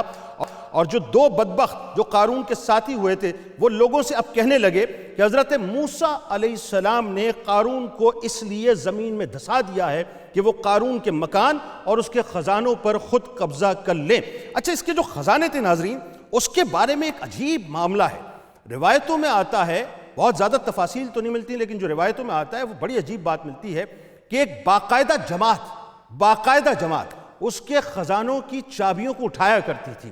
یعنی ایک کثیر، ایک جمع غفیر ہوتا تھا لوگوں کا، جو اس کی جو چابیاں ہوتی تھی، یعنی جو اس کی کلیدیں ہوتی تھی، وہ تقریباً بتایا جاتا ہے کہ ایک ہاتھ یعنی ایک گز لمبی ہوتی تھی اور وہ بہت بھاری بھرکم ہوتی تھی. اب آپ ذرا سوچئے کہ جب ایک جماعت پوری کی پوری جب خزانوں کی چابیاں اٹھاتی ہوگی تو ذرا سوچئے خزانوں کا عالم کیا ہوگا، جس کے بارے میں بہت تفاصیل نہیں ملتی لیکن یہ کہا جاتا ہے کہ وہ بیانڈ دی امیجنیشن ہے، انسان کی سوچوں سے باہر ہے. بہرحال تو اللہ تعالیٰ نے یعنی آپ نے اللہ تعالیٰ سے دعا مانگی کہ قارون کا مکان، جب وہ انہوں نے کہا کہ جی یہ تو معاذ اللہ یہ چاہتے ہیں کہ مکان پہ قبضہ کر لیں، خزانے پہ قبضہ کر لیں، تو آپ نے اللہ تعالیٰ سے یہ دعا مانگی کہ قارون کا مکان اور خزانہ بھی زمین میں دھس جائے. چنانچہ قارون کا جو مکان تھا ناظرین، جو سونے کا تھا، کہا یہ جاتا ہے کہ وہ انتہائی خوبصورت مکان بنا ہوا تھا، پورا کا پورا سونے کا بنا ہوا تھا. اب آپ سوچئے جو سونے کا مکان بنا ہوا ہوگا اس کے اندر کتنے ہیرے ہوں گے، کتنے جواہرات ہوں گے، کیا کچھ لگا ہوگا،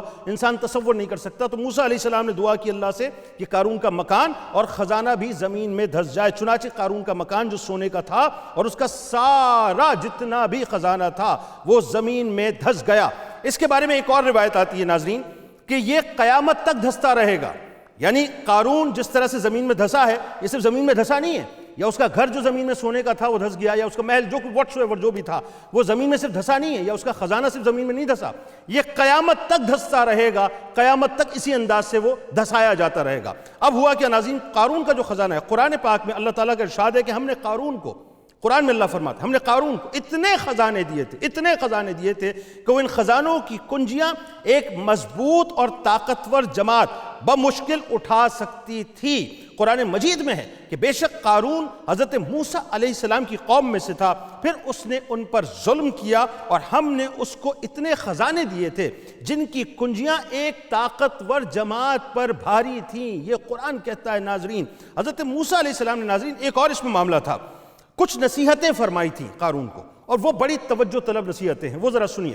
حضرت موسیٰ علیہ السلام نے قارون کو جو نصیحت فرمائی وہ تھی کہ جس کو قرآن مجید میں بیان کیا گیا ہے کہ اسی خیر خواہی والی نصیحت کو سن کر قارون حضرت موسیٰ علیہ السلام کا دشمن ہو گیا کہ جب قارون سے اس کی قوم نے کہا کہ اترا کے مت چل، بے شک اللہ اترانے والوں کو پسند نہیں کرتا، اور جو مال اللہ نے تجھے دیا ہے اس سے آخرت کا گھر طلب کر اور دنیا میں اپنا حصہ نہ بھول، اور احسان کر جیسا کہ اللہ نے تجھ پر احسان فرمایا ہے، اور زمین میں فساد مت پھیلایا کر.